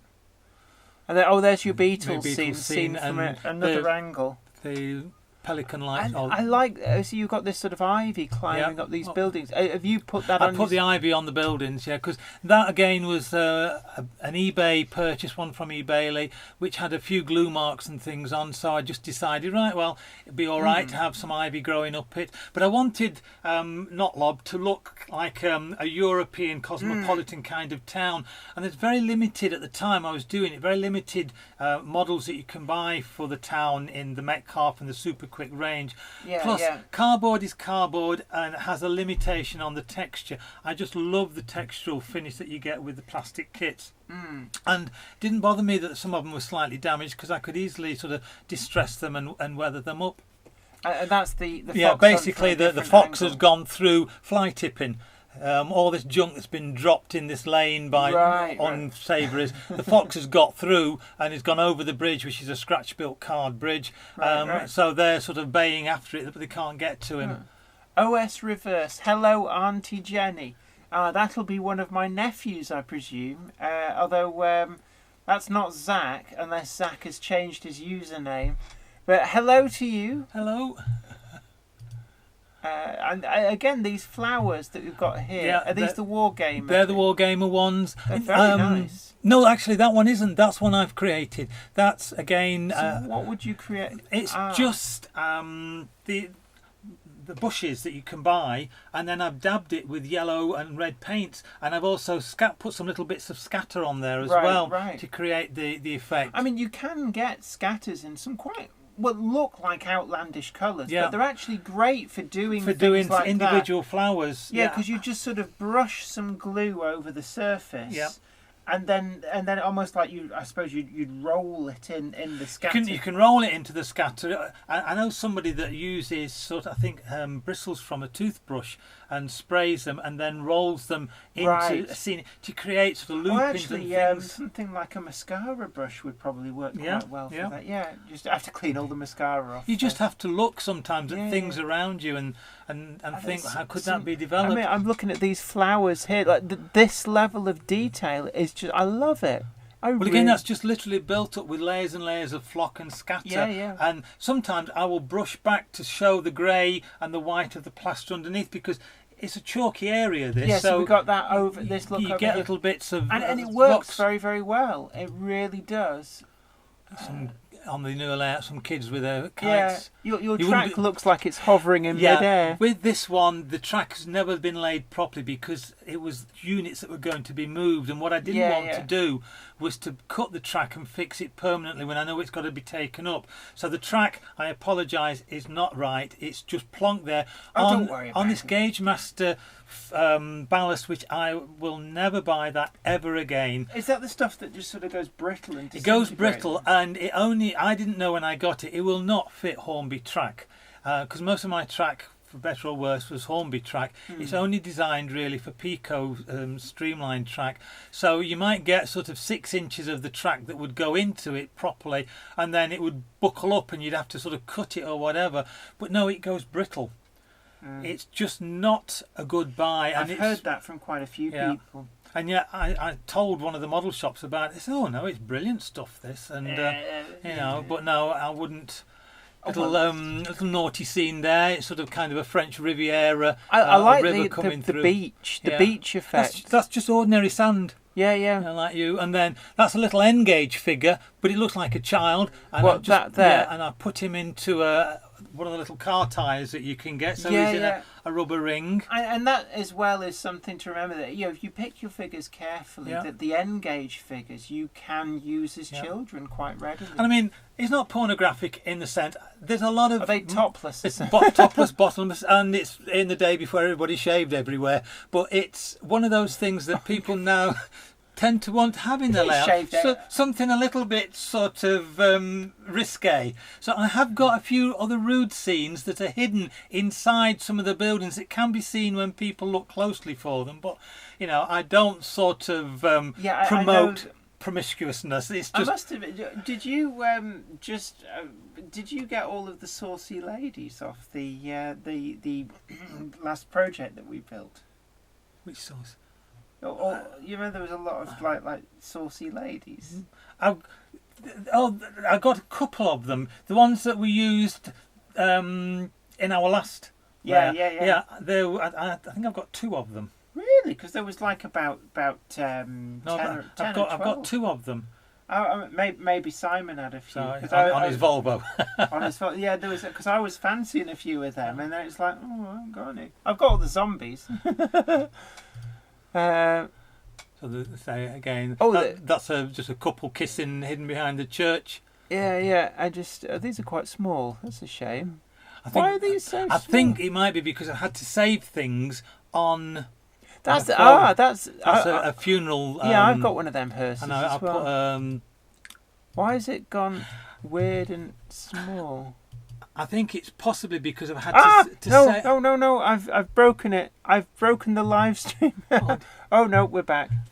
I had to save a lot of my photographs because it kept saying your memory is full, transferred to SD card. So it could be that some of these are on that's a a different shame. format. It's made them really small.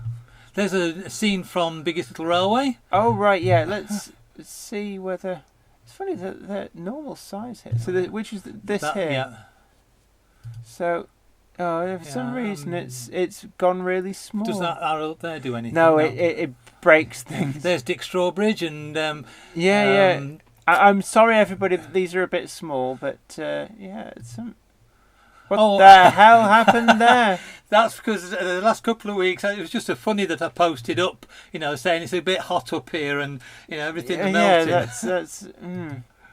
It's unfortunate that these gone really small. There's some wonderful little cameos here. You just let's see if we can. Are there any more? Here we are. We're back to the big ones. Right. And so, we got. I like this industrial scene. There's so much going on. Well, there. again, the lights in the lorries, front and back work, and the spotlight in the yard comes on. Yeah, and there's even one. Like a fuel depot that I've actually wired a very, very tiny little white light through one of the daypole station lamps. Is that a Tesco? That's a Tesco carrier bag. Some of the little bits of litter that you can buy. I mean, I'm amazed that you've modelled the litter. That attention to detail is amazing. And there's a Scouts camp. So did you make the tents yourself? No, those, I think Sue made them for me. I believe all they are basically are just little blocks of wood. Because you can do all kinds of things with bits of MDF. Yeah, and also balsa wood's great yeah. to carve. That's nice. And then you had trams as well. Yeah. Did the trams actually run, or were they? No. Again, it was one of those things when I was deciding I wanted a tram, but I only wanted it to be static because, unfortunately, finances again would allow me to buy a tram. They were about $9.99 the trams, and then I had the lighting effects done to them. But they gave me the kind of effect I wanted for the townscape. Yeah. They remind me that there was a Keelcraft kit. I don't even think you can buy Keelcraft kits anymore, but there used to be a Keelcraft kit of a tram that looked a lot like that. There's the Beatles. And again, it's such a nice effect, actually, when you see it like that. With all the... this is a car crash that some boy racer has gone into the river. Right. Oh, I like the mud there. So how... That, again, initially it was wet paint, wet brown emulsion paint, and then I poured varnish over the top of it. I find sometimes that when you mix in both a water-based and a solvent-based, you can get some very funny effects that are quite effective. Right. So you'll have put the varnish on whilst the paint... While the paint was still wet, I poured the varnish on as well. And what does that actually do? I don't know, it sort of curdles with everything, and you get this kind of glazed effect, and you get sort of the ripples and the runs going off differently. Right. It's all sort of a bit hit and miss. You know, there's no Yeah, guarantee yeah. exactly how it's going to turn out. That actually looks superb. Yeah. And you just sort of squidge Yeah, the Land Rover Just in whilst squidge it's the still Land wet. Rover through the water and through the mud. And that presumably gives you the wheel ruts Yeah, as well. yeah.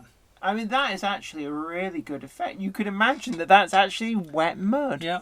And I presume it's just solid as a rock. I haven't got it anymore on foot, but yes, it was, and because it was on such a big piece of the landscape that had to come up. Oh, that's But I can a create shame. it again. Yeah, You know, or something of a similar I'm going to ilk. have to have you round up in the loft. In fact, I needed to ask you about back scene. I need a back scene. You but need a back scene painting. Yeah, just sort of like The Del Boy car there, believe it or not, was a keyring. a keyring. Yeah, I think it's Right. only 187 scale that, but it was on a keyring, and I've got a Morse It works. Jaguar, and I got them from Marks and Spencer's one Christmas, and they were upstairs in the gifts for men kind of thing, along with whatever. And I thought, oh, that's not ideal. I need a Del Boy on my layout. You must have a lot of cars. There's 300-400 of them easily. Really? But then I Gosh. say it's a model world. Trains are just part of it. Yeah, Everything yeah. else is as important. Yeah. So there's just some, and that's that derelict. That's the derelict. Yeah, there's a little Oh, and pug, there's the little pug pug. again. Like I said, I've taken that many photographs from different angles Yeah. of it, of It's everything. the rust effect really works well on that, I think. Yeah. But we're going to have to start wrapping up Yes, now. we I are, think. ladies and gentlemen. I'm looking at the time, and I mean, this has been an amazing trip into. Well, there's plenty more if people want to go over. Yeah, if you look on Facebook for Not Lobia and Not Lobia and Gardenia. The reason I've got two sites, Not Lobia was the initial one, but then when I decided that I was going to move and I was going to put it into the garden, the idea was that Not Lob would become Not Lob and Gardenia Garden, and also Gare is a French name for station, and I love France. I nearly went to live there once, but I just sort of looking for names. Like everybody tries to find a name. You've got We Are Yard. Everybody needs a name of some description for the layout. Yeah. So mine's basically Not Lobia or Not Lobia and Gardenia. Well, That was just a resin kit that came just as a plain grey, creamy grey So that was and right. then I painted it up.